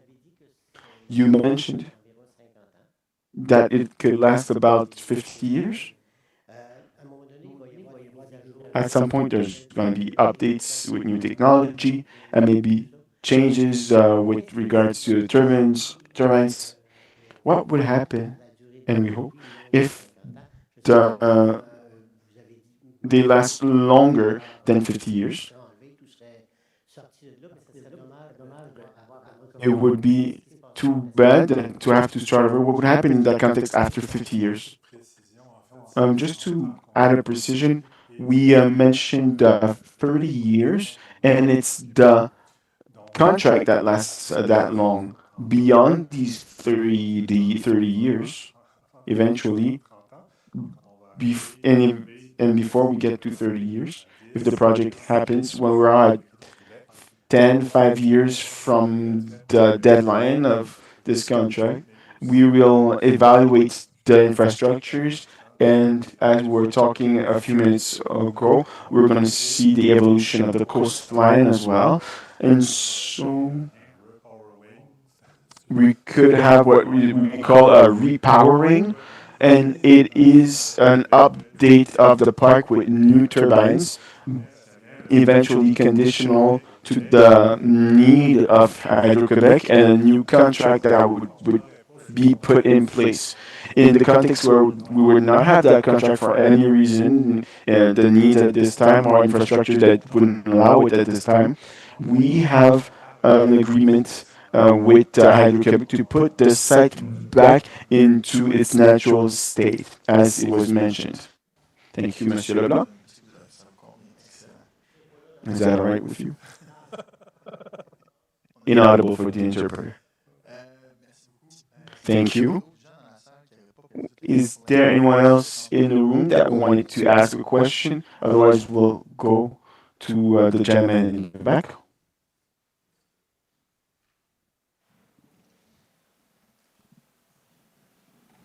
Charlie, on t'a pas oublié, on s'en vient. Surely we did not forget you. We're coming back to you in a few minutes. Georges Pinchot, City Council. I wanted to ask a question with regards to analysis that I'm doing. I am convinced, maybe I'm wrong, I'm not an expert in this, but I convicted that because of all I read this region, because of the Grande Entrée, we cannot put wind turbines there. I'm convicted that, of course, with the houses and the airport, my thought is that it's not possible to think like that. I think it's also impossible with the sector of Cap-au-Meul because on 100 million, sorry, on 100,000 of population, 7,000 live in this region. So there's a large part that is very close to the habitation. So it seems unthinkable. So your question? I'm going to Georges Robert. There are 2,600 people that live here, and it's one of the biggest islands with what we call a very intense forest, one of the most important on the islands. So could we consider to do wind turbines there, considering all that was said, or where we don't have the coastline issues that have been mentioned here? Did you look into that? Thank you for your question.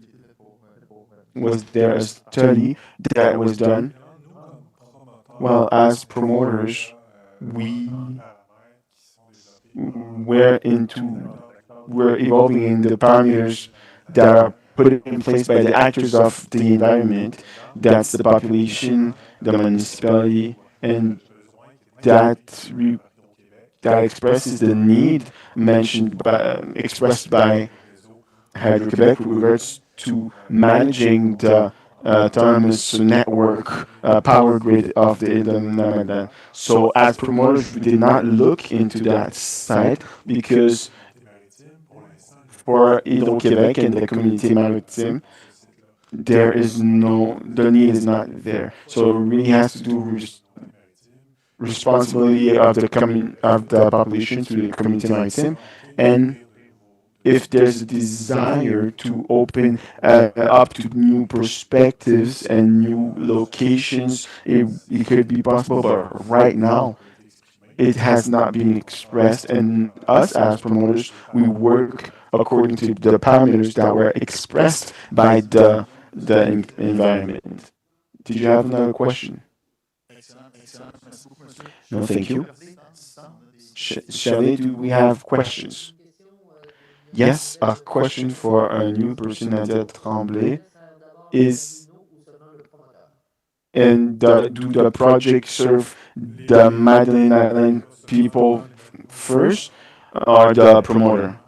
Both, but not only that, also Hydro-Québec that will reduce their cost for the central, and that also means a reduction of the cost for the Quebecers through the operation costs that are reflected in the tarification of all the consumers, so all Quebecers. So us as promoters, it's our work to develop wind farms. It's a project that we are proud of and that will have benefits locally and also have a component that is more national with regards to Hydro-Quebec, and it's also going to contribute to the industry, the wind turbine industry at the regional level, at the local level, and economically as well. It's going to be positive. So there's an expertise in the east of Quebec that is very important as well. Thank you, Mr. Leblanc. Did we have other questions online? Yes, I have another question from Mr. André Lafrance that asks, according to your numbers, the superficies deed represent $1.7 million. This number is less than this is really less than what we see with the farm. And so, why would the city rather than the why would the city rather than the citizen would benefit from the royalties rather than. It's a pleasure to confirm again in the 7 sites that were evaluated. There are 3 sites that are on private lands that are on the mine that belong to the mine, and the other sites are on the public lands. When it comes to royalties, the comparison with the farmers, maybe I can pass the microphone so there can be more precision. Can you give us precision because we don't have the map on the screen? So my understanding is that from the north to the south, those that are most in the north belong to the mine, and the 4 in the south were on public lands.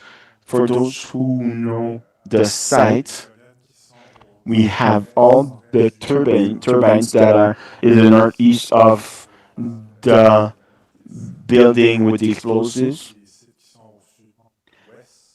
and all those that are in the south of this building are in public land. They were chosen because they had an acceptable distance between the coastline and the roads.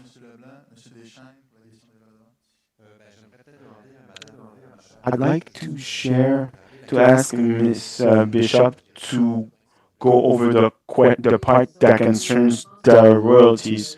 Mr. Lafrance says that according to your numbers, over 30 years it represents 1.7 million, so that's about $8,000 per year by wind turbines. That is less than the $15,000 that the farmers receive elsewhere in Canada. Here we have a rate that is already established with regards to royalties for Grosse-Île. There's also the distinction that there's 55% that is provided to Grosse-Île and 45% that is going to the Alliance of the Eastern Energy that is distributed to all the partners. The nuance that we can also add is that with the farmland, oftentimes it's agreements that are between the promoters and each farmer. So I do not want to bring people to error. For us, it's important the superficies deed that the community has. It's a tariff. It's a tarification that is established and legalized, and so it's statutory, and so we cannot play with that. That would be the answer to Mr. Lafrance. I believe there was a question: why not do it only for the citizen? Was there that aspect of the question as well? No, it was about the public lands. Can you confirm whether the public lands, why, if it's the case, why do they have access to their resources rather than the community, the maritime community? I would like to bring that precision or ask for a precision for this question. It seems to me that the calculation of Mr. Lafrance is probably done for 7 wind turbines, but the project is for 4 turbines. So, so we just want to make sure to have the right numbers. The base, if the base is for 7 turbines, a bit of the answer is there. So it was mentioned that 1 million. Well, it was considering this scenario of 4 wind turbines that would answer the contract needs from Hydro Quebec. Thank you. Are we going back in the room? Do we have questions in the room? We have a question here in the back. Maybe we can go to Miss Bourgeois, I believe, and we'll come back to you. Good evening. Mélanie Bourgeois, I have another question. Thank you, Mr. Guillemette, for the analysis. I understand the Appendix G with regards to everything regarding modelization for the morphological evolution of the coastline. I understand that there was also a study that was made for the evolution of the not only the coastline but the system of dunes. Was there a study that was done? Is that available? That study? Yes. Well, actually, a modelization of dune system is different than a modelization of the coastline erosion. I'm gonna let you validate the hypothesis that we considered in this project. But we could let Mr. Guillemette talk about this. Well, to answer directly, there is no modelization that was made for the morphology of the dunes. It's going to go through the measures of restoration that will be adapted to each dune morphology in the project that I have detailed a little earlier. And how this is going to happen concretely, there will be evaluate an assessment before and after the construction in order to evaluate this morphology, in order to put in place the good measures in good places, the good methodology regards to the dunes, whether they are mobile or fixed. And there will be a follow-up after construction to ensure that the measures of construction of restorations were useful, and throughout the operation of the project, there is a maintenance that is done as well by the initiator. And during the breaking down, it's going to be the same methods that will be used if the when once the site is put is finished. And so these measures, we know that they're applicable in the islands. And for those measures, we looked into the program Gimel Montgrain. And so we know that it's used in multiple other similar environments. Thank you, Mrs. Lepert. Did you have another question? Um, just to make sure, when it comes to the Gautier Mobile system, that only the installation of Galville or plugging would not be sufficient. You will need a better installment because it's a place that is going to erode with the factorial.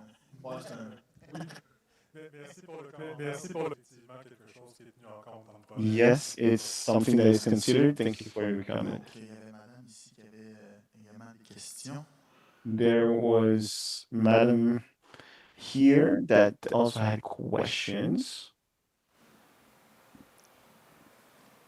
Bonsoir, madame. Hi again.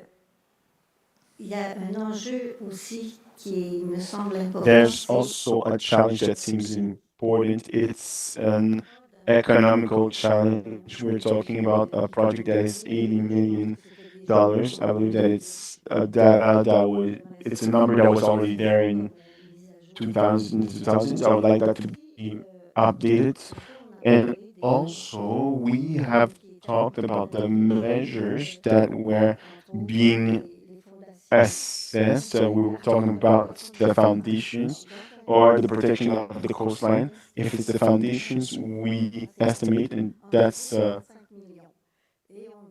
we're having an estimation of 10 to 25 million, and if that's added to the 80 million, we'll need to sell the electricity more expensive to Hydro-Quebec. I'm going to continue and I'm going to go to my question. So when it comes to the protection of the coastline, the recharging, like we do in the Point du Loup, this is going to cost between 40 and 60 million, and that will not be able to be supported by the project and the initiator itself. It's going to have to be done with the municipality and the Ministry of Transportation, and so I consider that it would be important to have a pro format. We would have actualized numbers, and if the municipality is supposed to pay, and that it would be known, because we're talking about 1.7 million. Well, the municipality will, it won't be able to cover for the cost. And so does the Department of Transportation commit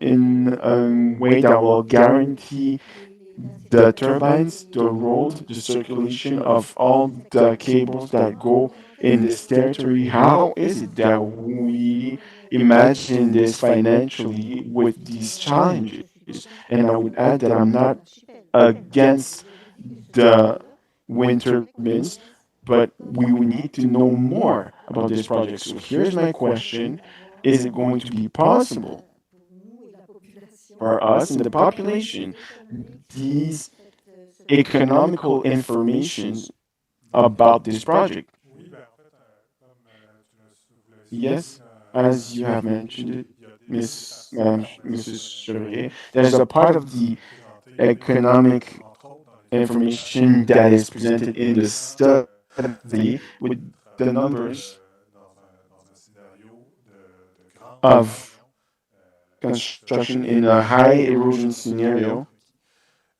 could be les needed. montants qui ont été déposés dans les So de the numbers that were in the study, that 80 million, is some transparency that is very important, and these are numbers that are subject to inflation and that are being reevaluated, notably with the market of the turbines.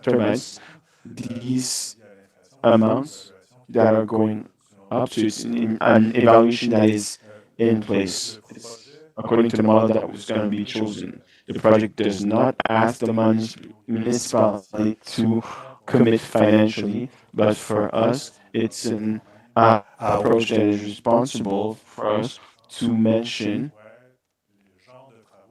what could be the type of works that could be needed if there's important erosion. But for us, what is important as well is to as follow up on this erosion for the lifespan of this project, to see the erosion coming and consider soft methods of a response to the erosion, um, in partnership with the other users of the site and coordinate with the other actors, as we were mentioning. We want a willingness to integrate the different actors around the erosion when it comes to the road and the infrastructures of Hydro-Quebec. It is the responsibility of the MTQ and Hydro-Quebec in this project that they have announced.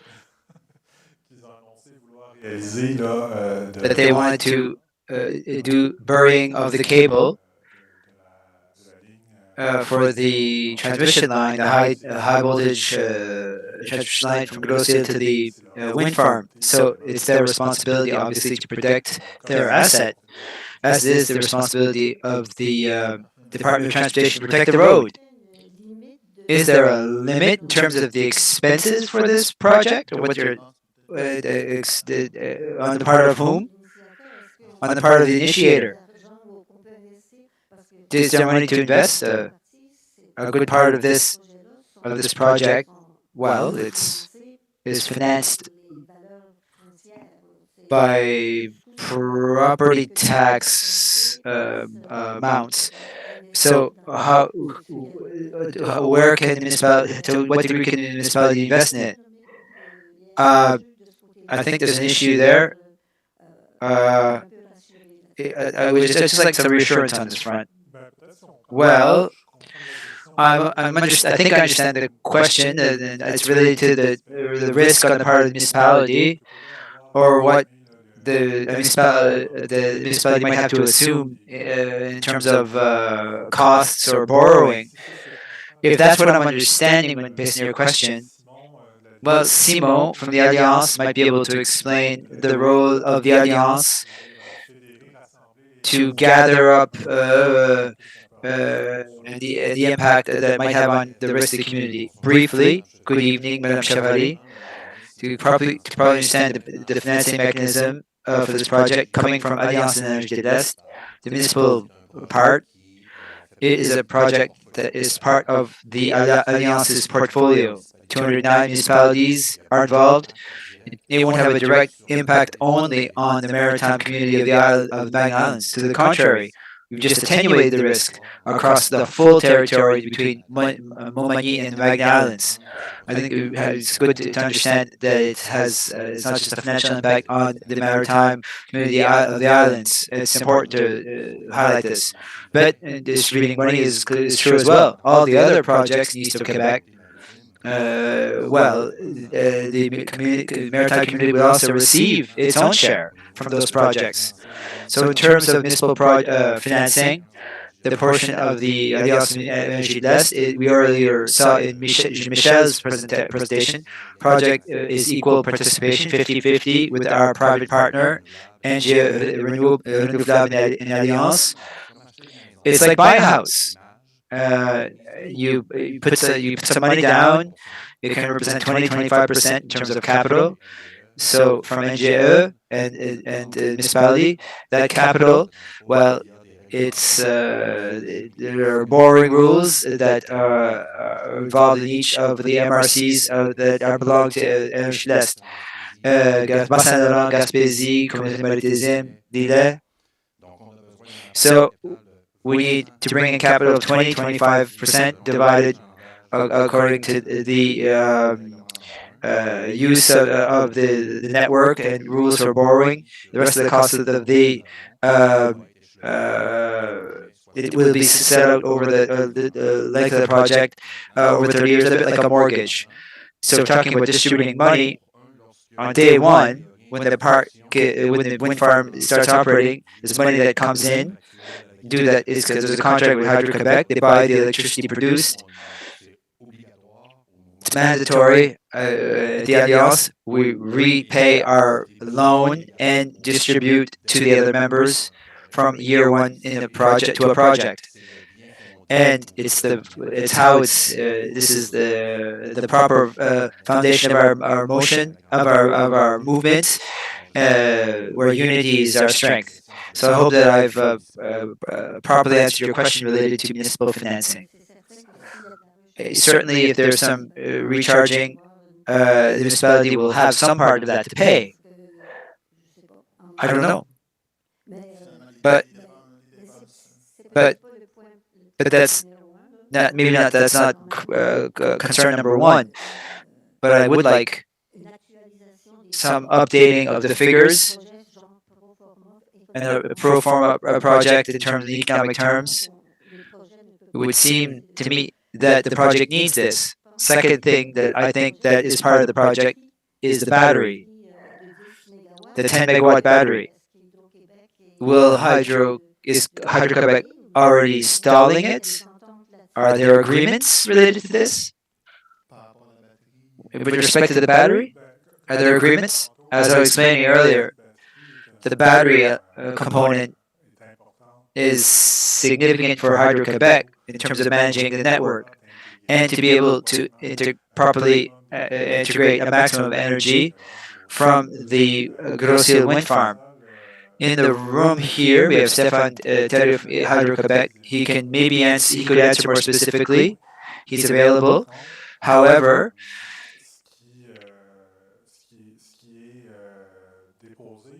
what has been filed by Hydro-Quebec to the Energy Authority in terms of the state of advance of its action plan for independent networks, it's in process.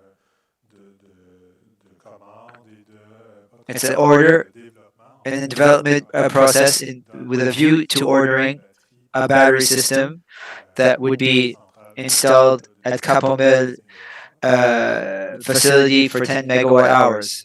Hydro-Quebec, in parallel to the efforts of the developer of the Grosse-Île wind farm, they're advancing to put in infrastructure to host the park. Last question. It's a very small question. Go ahead.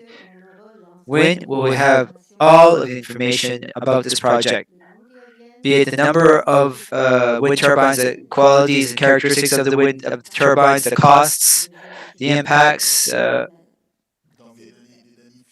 So final data, yes. In terms of whether we can deem it acceptable or not. Well, in the environmental impact study, we have filed some data, as I said, on the 7 positionings.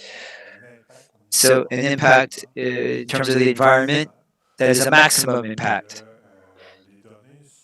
The data in terms of the positions chosen right now, we're committed to propose to the Department of Environment no later than at the end of the assessment period for the environmental assessment period.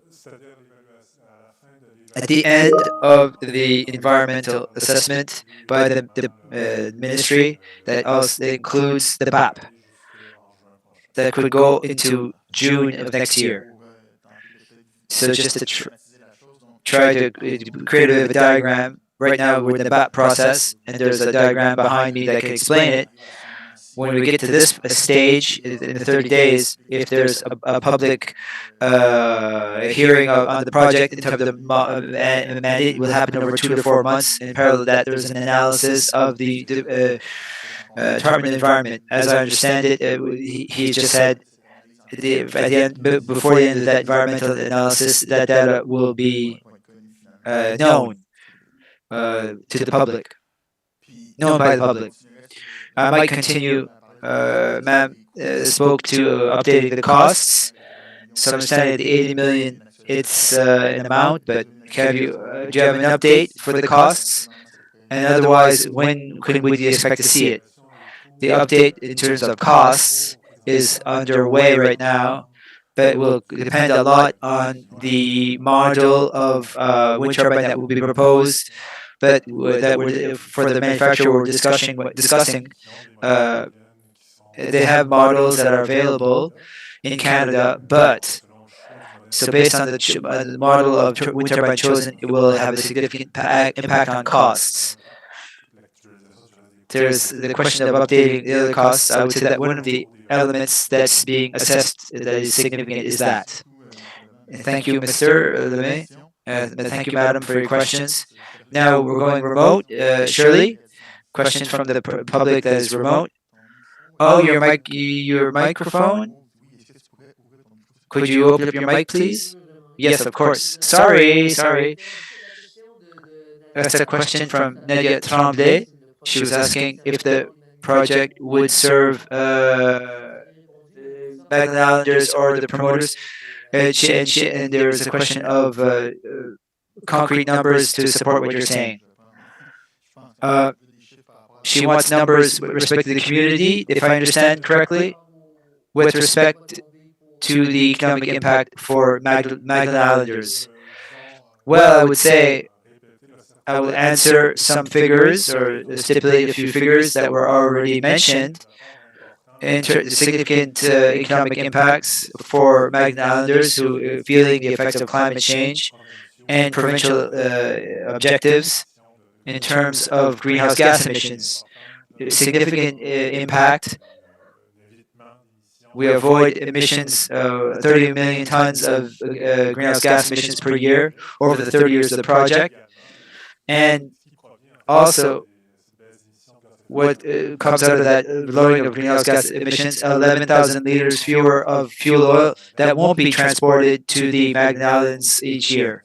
It reduces the risk associated with that Magna Islanders face that you've seen in 2014.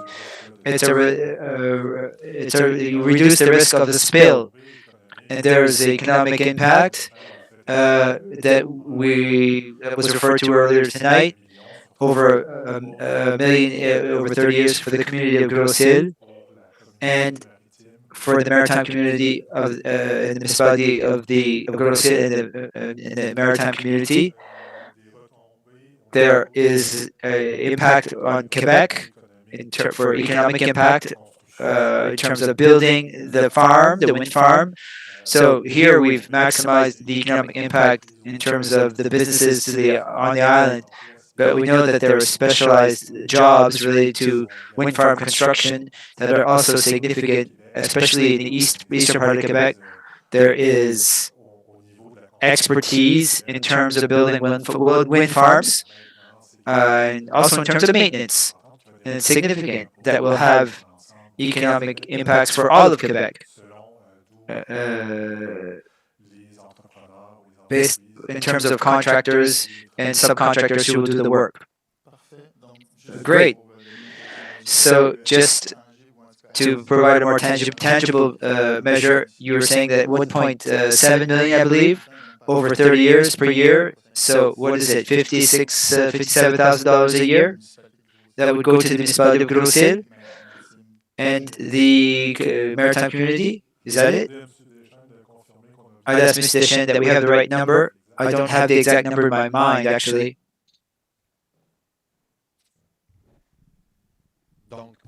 So, for the Grosse-Île wind farm, there are two data points that are known. There's superficies rights payable to the maritime community of the Magna Islands, $57,000 a year. Annually over a period of 30 years, that's 1.7 million in total.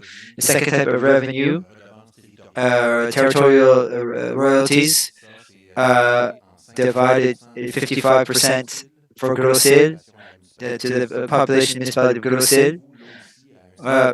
That is equivalent to $57,000 every year for a grand total of 1.7 million. That's the revenue, superficies, and firm payments. Once the park will be in operation, there will be revenue coming to the Alliance Nord-Est that will be devoted to the whole portfolio. I would remind you that since 2016, that is 5.6 million that the communauté maritime community of the Île has received to being a shareholder in that alliance, from Montmagny to the Magna Islands. The Magna Islands, while being a member of the alliance and a shareholder in the alliance, the 7 wind farms that we will deploy in the 2 to 4 years, 5 next years.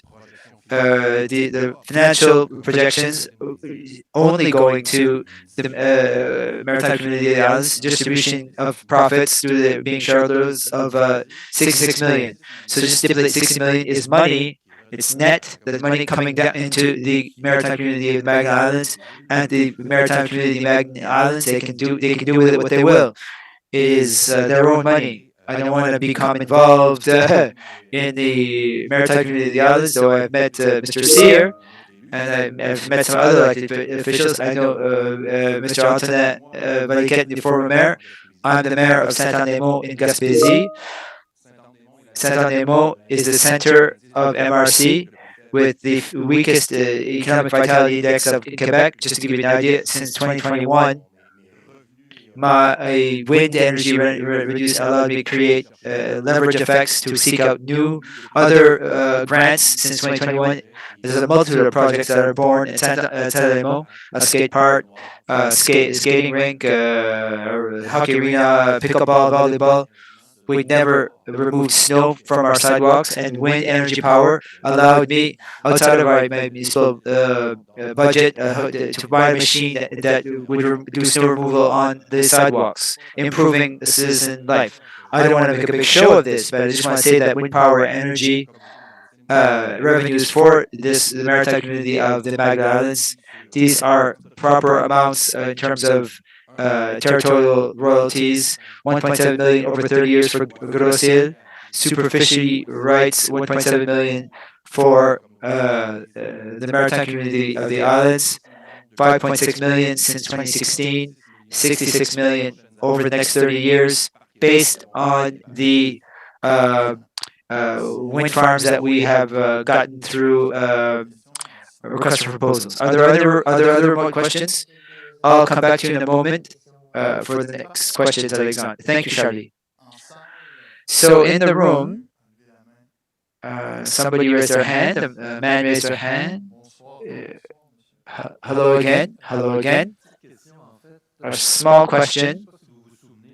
Do you remember 1995, the catastrophe that you had in the Magdalene Islands, the infiltration of water in the mine, the road was closed, Grosse-Île and Grosse-Île were completely cut off from the other islands? Well, it took until 1997 before the mine could reopen again. In your environmental studies, on the surface, fine, but what about subterranean, underground, with the mine? Have you had discussions with the mine? Did they present an operating plan for the next 30 years? Is it running under your wind farms? Is there a risk of like a cave-in? You know that the salt domes are solid, but are there studies made at that level with the mine? And where you plan on setting up the wind turbines, Mr. Leblanc? Well, indeed, for the setup of the wind turbines, there's an important step. It's we build the foundations to the wind turbines, and there's the geotechnical drilling that happens to see the soil structure, so that we take into account soil structure, as you mentioned it. That has particular characteristics on the wet site near the salt mine, and we're taking that into account during the work and the creation. I'll answer. That's the way that we have in the project, taking into account the structure of the soil and the geology, and as it relates to the project. Of course, Mines-Hélène, discussion with Mines-Hélène, I can reassure you in terms of the impacts it might have, creating those foundations and the interactions that there might be on our facilities and their facilities that are also very significant underground. You also mentioned the event in 1995. Obviously, we do not want to see that again. So that has led to these studies that we discussed, the geotechnical studies. As we discussed earlier, we also have an emergency plan for any extreme climatic events where there might be an inability to go to the site.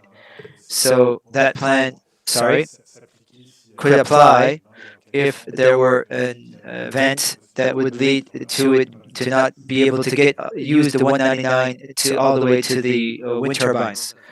So in terms of your places where you're setting them up, is go up to the salt dome. In terms of setting up the wind turbines, are you digging deeply or not? Well, the foundations. Will the foundations of the wind turbines in the sand, or they go down to the salt dome in Mines-Hélène? Unfortunately, I don't have that specific information with me in terms of the foundation and the depth, the precise depth of the foundations in relation to the salt domes. I think that we could answer the question within 48 hours to reassure you it's related to foundation. But I don't want to give you bad information tonight.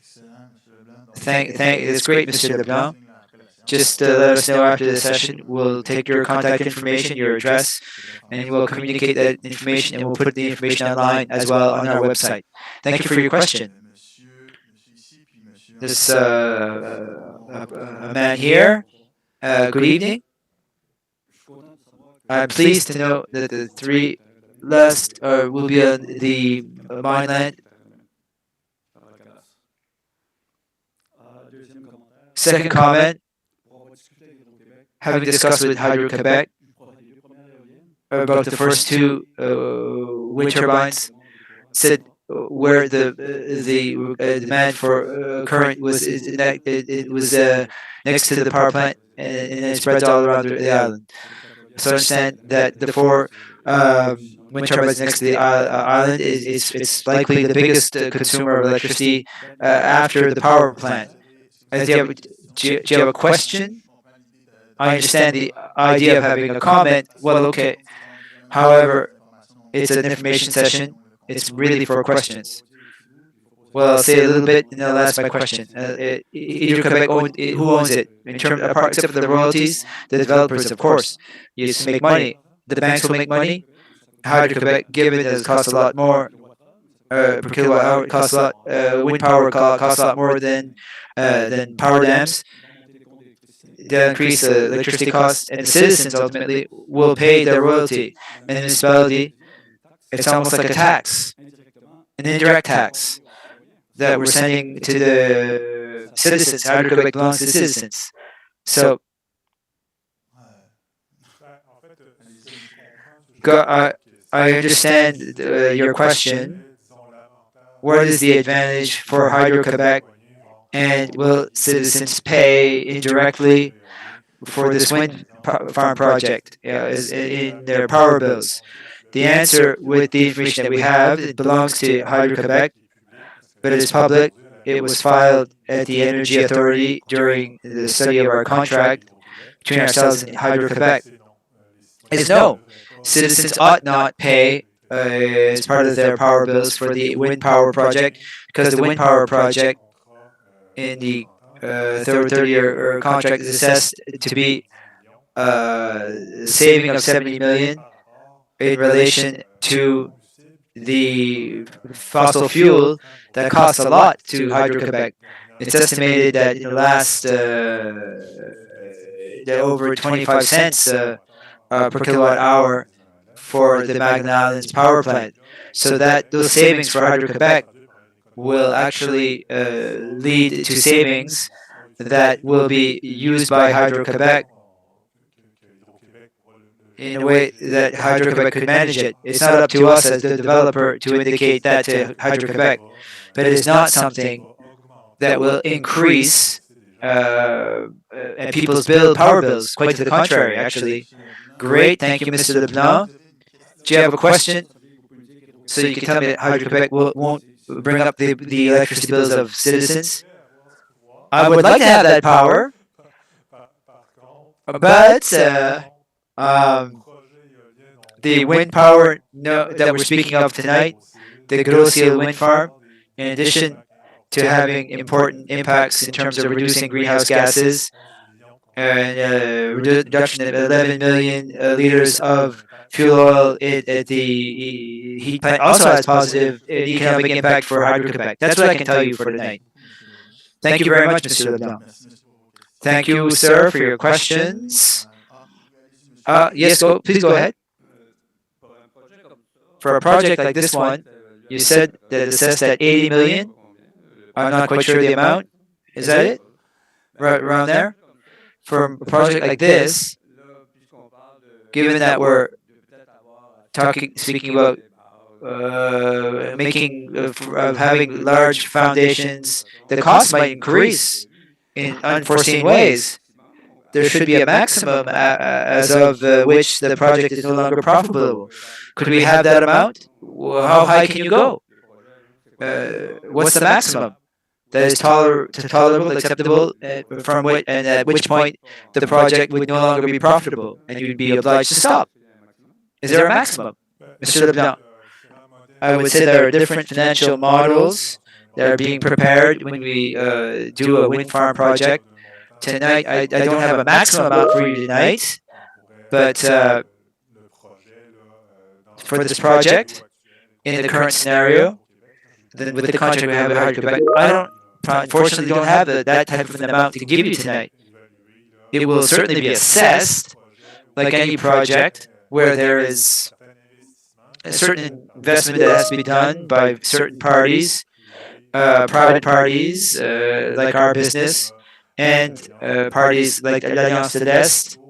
There is a return on investment that is expected. Our calculations have been made based on those expected returns on investment. But I don't have a maximum amount in terms of investments that could be where at which point the project would not be viable. So for tonight, it seems like there's a lot of random elements.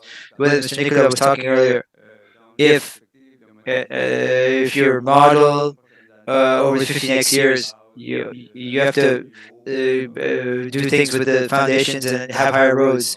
I think that studies are important as well, and there should be a maximum amount as of which you couldn't conceive of doing such a project. So it's either you change where you do it, or not go forward. It seems like it's expensive already. The cost of wind turbines is another unknown. It could cost a lot. We see how construction costs increase.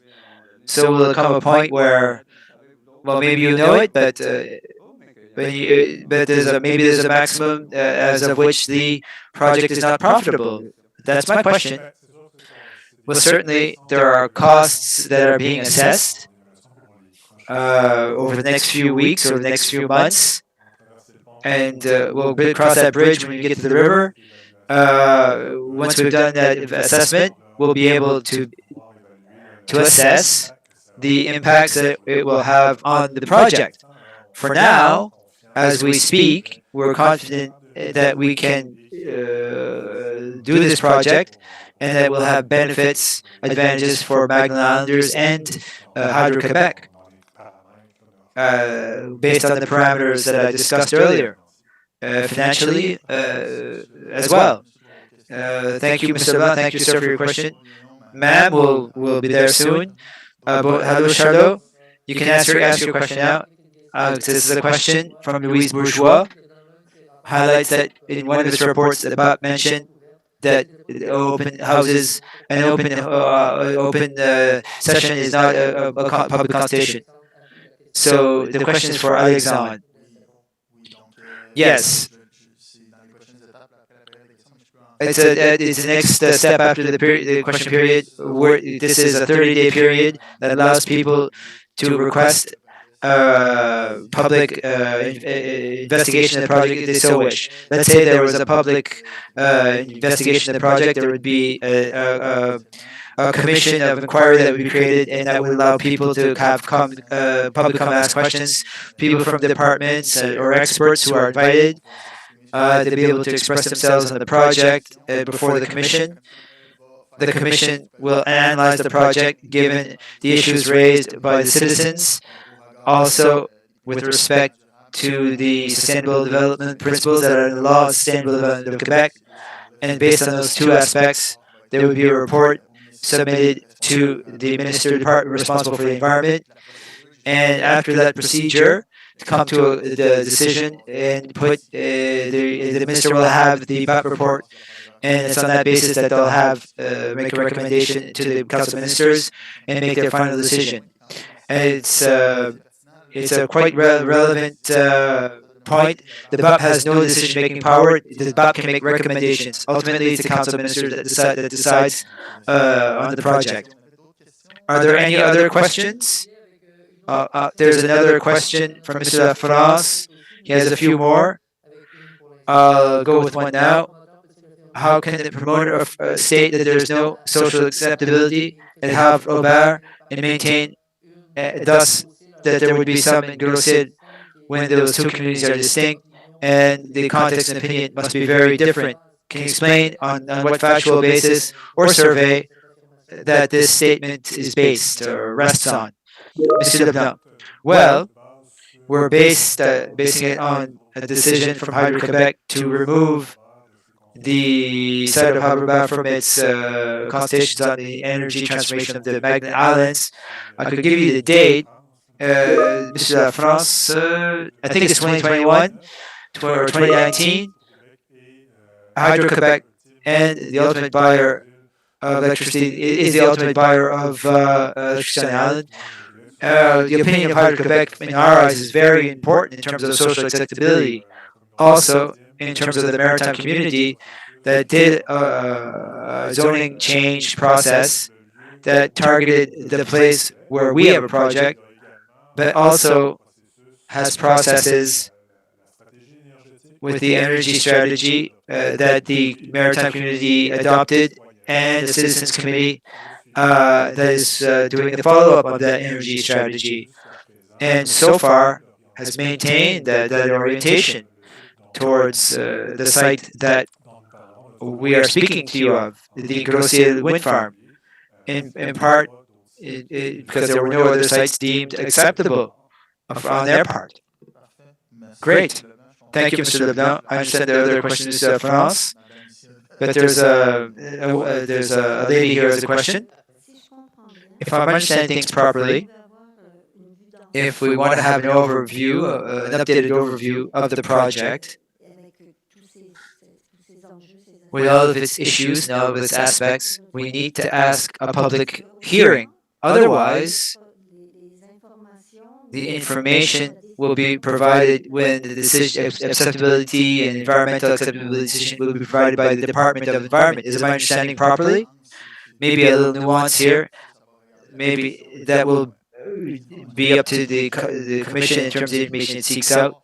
The commission has powers of investigation that allow it to seek out information respecting citizens' questions and its own questions. The commission has the mandate to lead the analysis of the project when any questions related to the project. So, keeping in mind that parameter as a public hearing, be it targeted consultation and mediation as well is another aspect. Well, public consultation, let's leave it there. If you raise that question, the commission will do every effort to seek out the information and answers to those questions. I would stipulate that it's not mentioned. It's one answer. It might be your answer, but they'll make an effort. It will investigate to seek out an answer with respect to those aspects. Would it go so far? I can't commit to it. It's up to the commission that will decide, and based on the decision, the answers that it will receive. And it's premature for me to say anything about that. So let's say we don't do anything. If nobody asks a public hearing or something further, further involvement from the hearing office, does that mean that we will have information on which wind turbines and all of that? But at any rate, that information will be available after an analysis done by the department. So we won't have any information before the decision. That's it. You raise a good point. If there's no request given to the minister, the project continues, makes its way in the procedure into the environmental analysis. If there's a request in terms of the length of the mandate given by the minister, the initiator, that information, as the initiator said, would be made public. In terms of our precise role, if there's no request made from the minister, our role stops here. You get information through what the initiator will provide but from us, our role is really there's a very limited framework under the law. It starts at the request of the minister and stops there. I think this is more for Michel or her. there are commitments to produce certain documents as part of this project, certain analyses, certain engineering studies, and the commitment of the initiator is what's the date associated with that? It seems it's before or after. What's the date? I understand that in terms of certain commitments, in terms of engineering and documents that we commit to give to the department, I'd say for most of those documents that aren't filed, because we're still doing analysis of specific points, for example, the type of wind turbine and the exact measures made for the foundations. It's at the end of the environmental study. Veronique, can you stipulate exactly when the calendar, let's say? Yes. Obviously, it depends on what commitments we're speaking about, but in the impact study, as you said, there are many commitments that were still required discussions with the department. It's part of the approach and the process for the impact study. Different monitoring programs, different commitments for which there are dates set out where the initiator has committed with the department to file that information by such and such of a step of the process. In the upcoming steps, where we are at now is that all of the data related to the impact study have been filed with the department. We received the receivability of the impact study. The department deems that it has in hand all of the necessary information to be able to do its environmental analysis. We are here tonight to answer your questions, and the BOT process was explained. So there's the BOT process. In parallel, there's the department's environmental analysis. There are various commitments for filings, emergency plans, monitoring plans, design of the wind turbines, etc. And they will be filed by the initiator. But you have to know that as part of this environmental analysis process, the initiator continues to have discussions with the department, and the department continues to ask questions. And the answers could be made public at the department's registry. But as part of the BOT process, the BOT can also ask questions to the initiator, and their answers are put online on the BOT website. So at each step where questions are answered, you will be able to see the answers on the public sites, either the Register for Environmental Analysis or the Department of Environment. So as I mentioned properly, your study was deemed receivable. This is different from acceptability. Do we agree? As part of the notices that your study was receivable, there are conditions under the condition that you submit such and such information and documents, etc. And that be done, I don't remember the date, but your study is not complete. So, is there a date? I don't have the documents before me, but it seems to me that you must deposit with the Department of Environment Canada certain information at the time when the environmental analysis starts, or where it starts in a week or two. For the at that point, the documents should be available before not too long.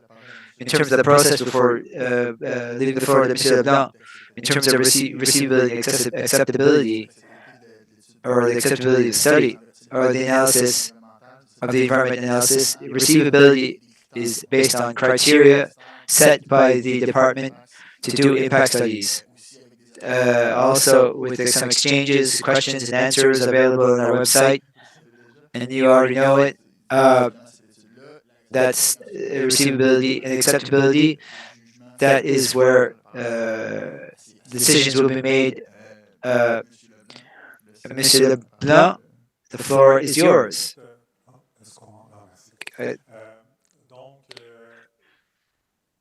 en ayant l'avis d'acceptabilité, with this acceptability notice on the part of the Department of Environment, the Department of Environment basically confirme would confirm that the study of the impacts of the project and the attenuation measures that we have targeted are receivable, sont assez complètes pour are complete enough to be presented to the population pour montrer quels sont to show what the residual impacts of the project would be. To present them tonight, we presented the positive impacts and the residual impacts and the impacts on the landscape, all the impacts that we discussed tonight, so that the population can ask in-depth questions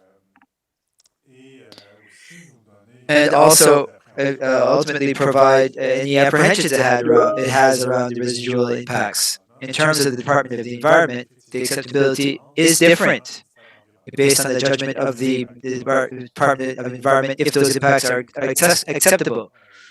So to judge whether a project is acceptable or not, there do remain certain documents that we have to submit, and we have committed to submitting them. But tonight, we're convinced that we're showing you a project that with impacts that are targeted, with impacts that are complete, and that would allow the population to learn more about the project and to be able to share its apprehensions and concerns on this project. So in the subsequent steps, there's work left to be done to demonstrate to the Department of Environment that all of the measures will be acceptable environmentally. Great. Thank you, Mr. Leblanc. Thank you, Madame. Thank you, ma'am. Is there anybody else in the room who would have a question? I'm going to ask Charlie. Charlie, do you have questions online? Yes. Mr. LaFrance comes here with another question. The mines generally located on public lands. So why would this mine be any different? He wants to ask this question on is the territory of the mine on public land? If it's on private land, how much will the mine return, receiving royalties for using its territory, applying the rate set out by applicable laws? I request a formal engagement to file the rates applied multifaceted question.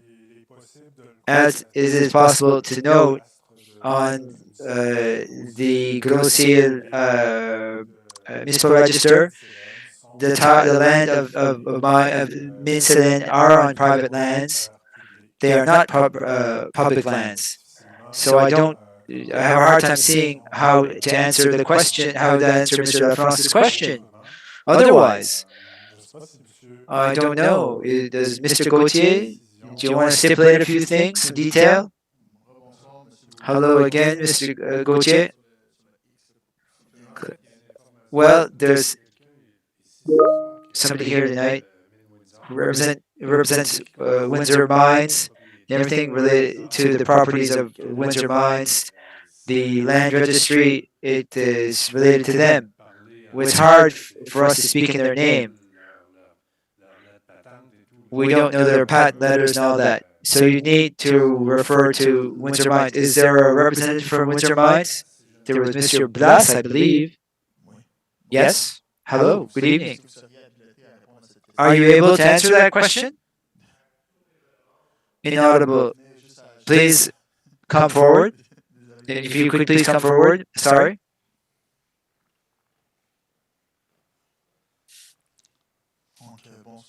Good evening. If you would take the mic, just go on that little X, just to introduce yourself. Hello, Michel Plas. executive director of Îles-de-la-Madeleine. In terms of royalties, I don't have that information tonight to speak further to it. In terms of the land of Îles-de-la-Madeleine, yes, it's private land owned by Îles-de-la-Madeleine. The way that it works in terms of mines, the surface land can either be public or private. It can be bought by a mining operation or not. After that, you have mining leases that are related to the underground part of things. Mining leases, it's with the government. It's a rent. It's a lease for the underground, but for the surface that the project will impact. Yes, it's private. It's public land. Private land. Sorry. So it's public. The project will take place on private land. So there's a question, an additional question. I don't know how deep. When I don't know what depth the underground starts and the surface stops. Sorry, that's a detail I don't have. Excellent, thank you, sir, for your answer. If you'll allow, just to stipulate, and I do thank them for the stipulation of the ownership of the lands of Îles-de-la-Madeleine, that is private land. I would nonetheless say that the these are 3 out of 7 sites that we're targeting for this project. The 4 other sites are on private land, on publicly managed land, delegated to the maritime community of the Madeleine Islands. Thank you, Mr. Leblanc. Charlene, another question from Mr. LaFrance. I'll continue with Mr. LaFrance's questions. He'd like to know, how has Hydro-Quebec calculated the cost of per kilowatt of electricity acquired from this consortium compared to the current cost of diesel produced power? Could you please provide the methodology? This is a question for Hydro-Quebec. Do you have an answer?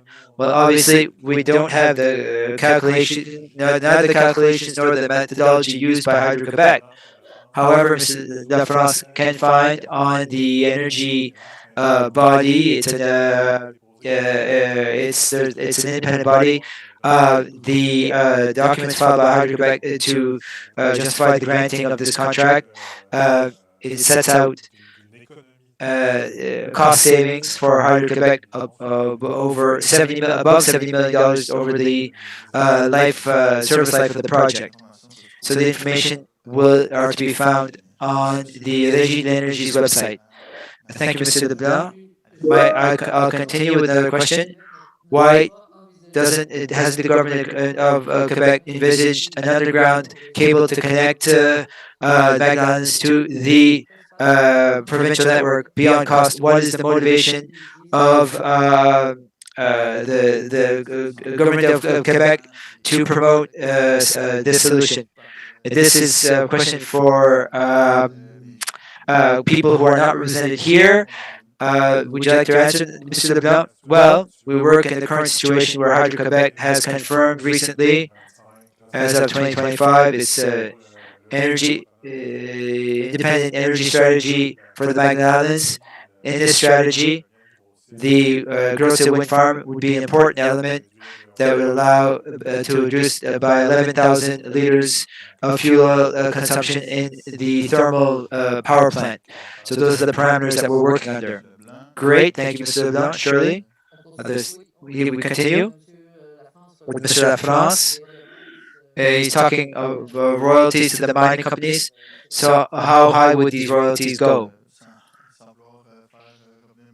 Without wanting this the good sir to come back, the answer seems clear that for the moment he didn't have that amount that he could communicate.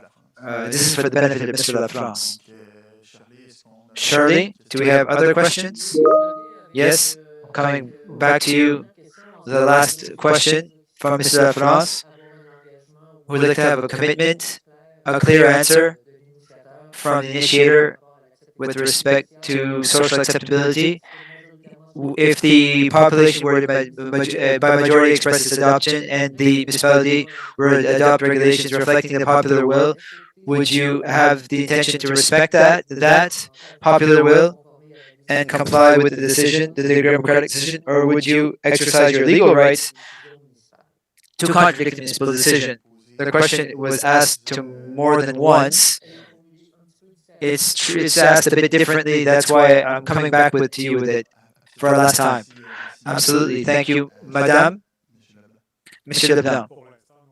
For the moment, we're presenting a project that we're pleased with. We think that there's good impacts, positive impacts for the environment and Magnalanders, despite any impacts we're trying to attenuate.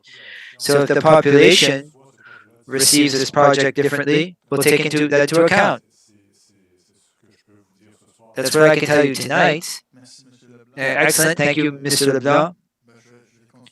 I will continue. If there are questions, Shirley, let's go with your questions. That's it. I have sent you all of Mr. LaFrance's questions. So I would continue. Anybody have questions? Maybe I'll close out with the end of my presentation. It's kind of getting to be late, and I want the maximum number of people be aware of the information in the room and remote as well. Thank you, Madame Fortier. So the request for a public examination. I'm here for you to explain our involvement and your rights as citizens to, if you're seeking a public review of the project, three components. Who can make a request? Any person, any group, any municipality can make a request for public review. A point that often comes back in the questions that I answer from citizens is a request from a municipality, is it worth more than a citizen's request? The answer is no. All requests are equivalent under the law. What must a request contain? It has to contain two elements: the reasons for the request and your interest in the area affected by the project. So your reasons, your worries, your concerns, what you're calling into question, it comes in the definition of the reasons for the request and your interest in the area affected by the project. Well, let's say you're adjacent to it, or you're interested in wind power, you live in the islands. How do you figure related to that topic? And how to submit a request? It has to be by post or by email. You have to address it either to the Minister of the Environment and not the BAP. If you send it to the BAP, we'll tell you to send it to the Minister. It must be addressed to the Minister, and also before the last day of the 30 days of the public information period, before December 19th, before the Minister of the Environment. I think it's the next slide here. So the public information period is closing out December 19th. After the 19th, we'll do an overview of the information session, different issues raised tonight during information session, and also any concerns that will be raised tomorrow during the session in Grosse-Île.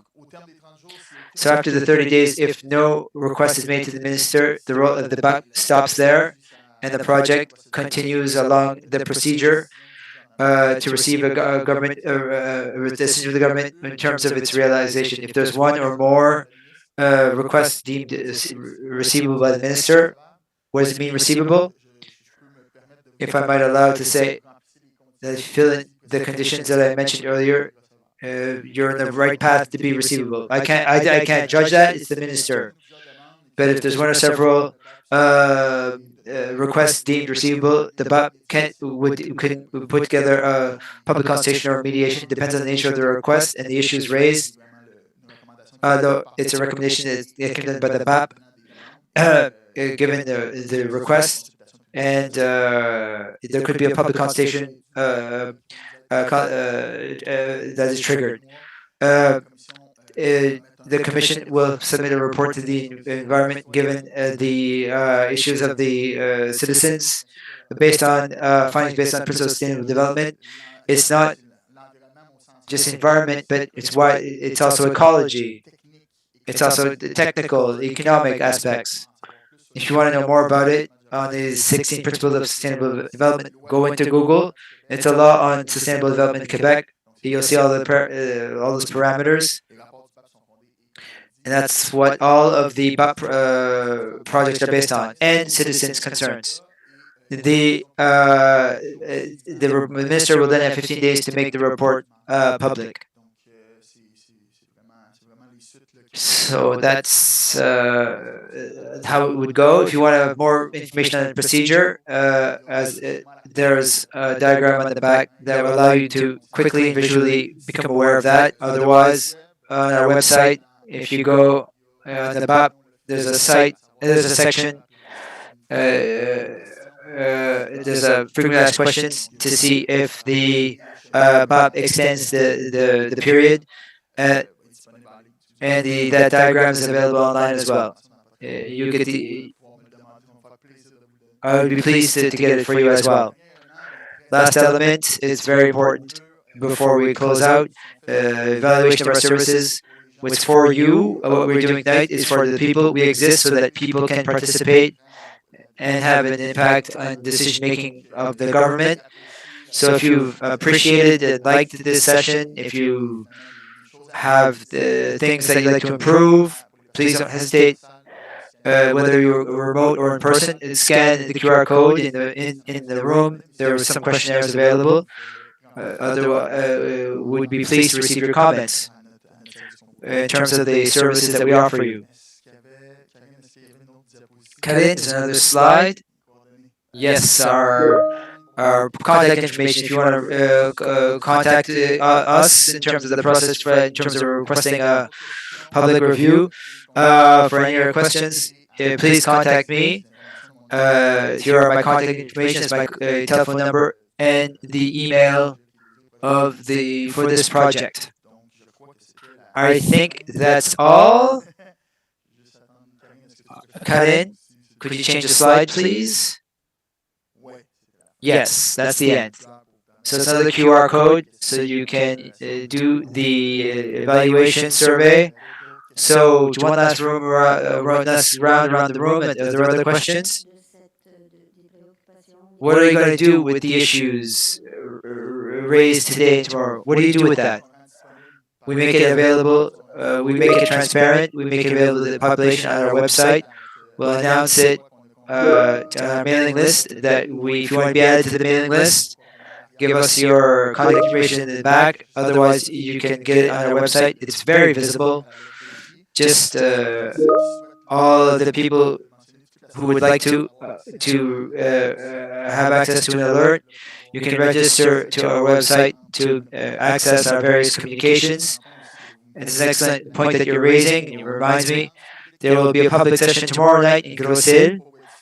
It won't be web broadcast. It will be for people in Grosse-Île and the Madeleine Islands who want to move over there, who want to just go there. The session will be recorded and different exchanges will be available on our website afterwards.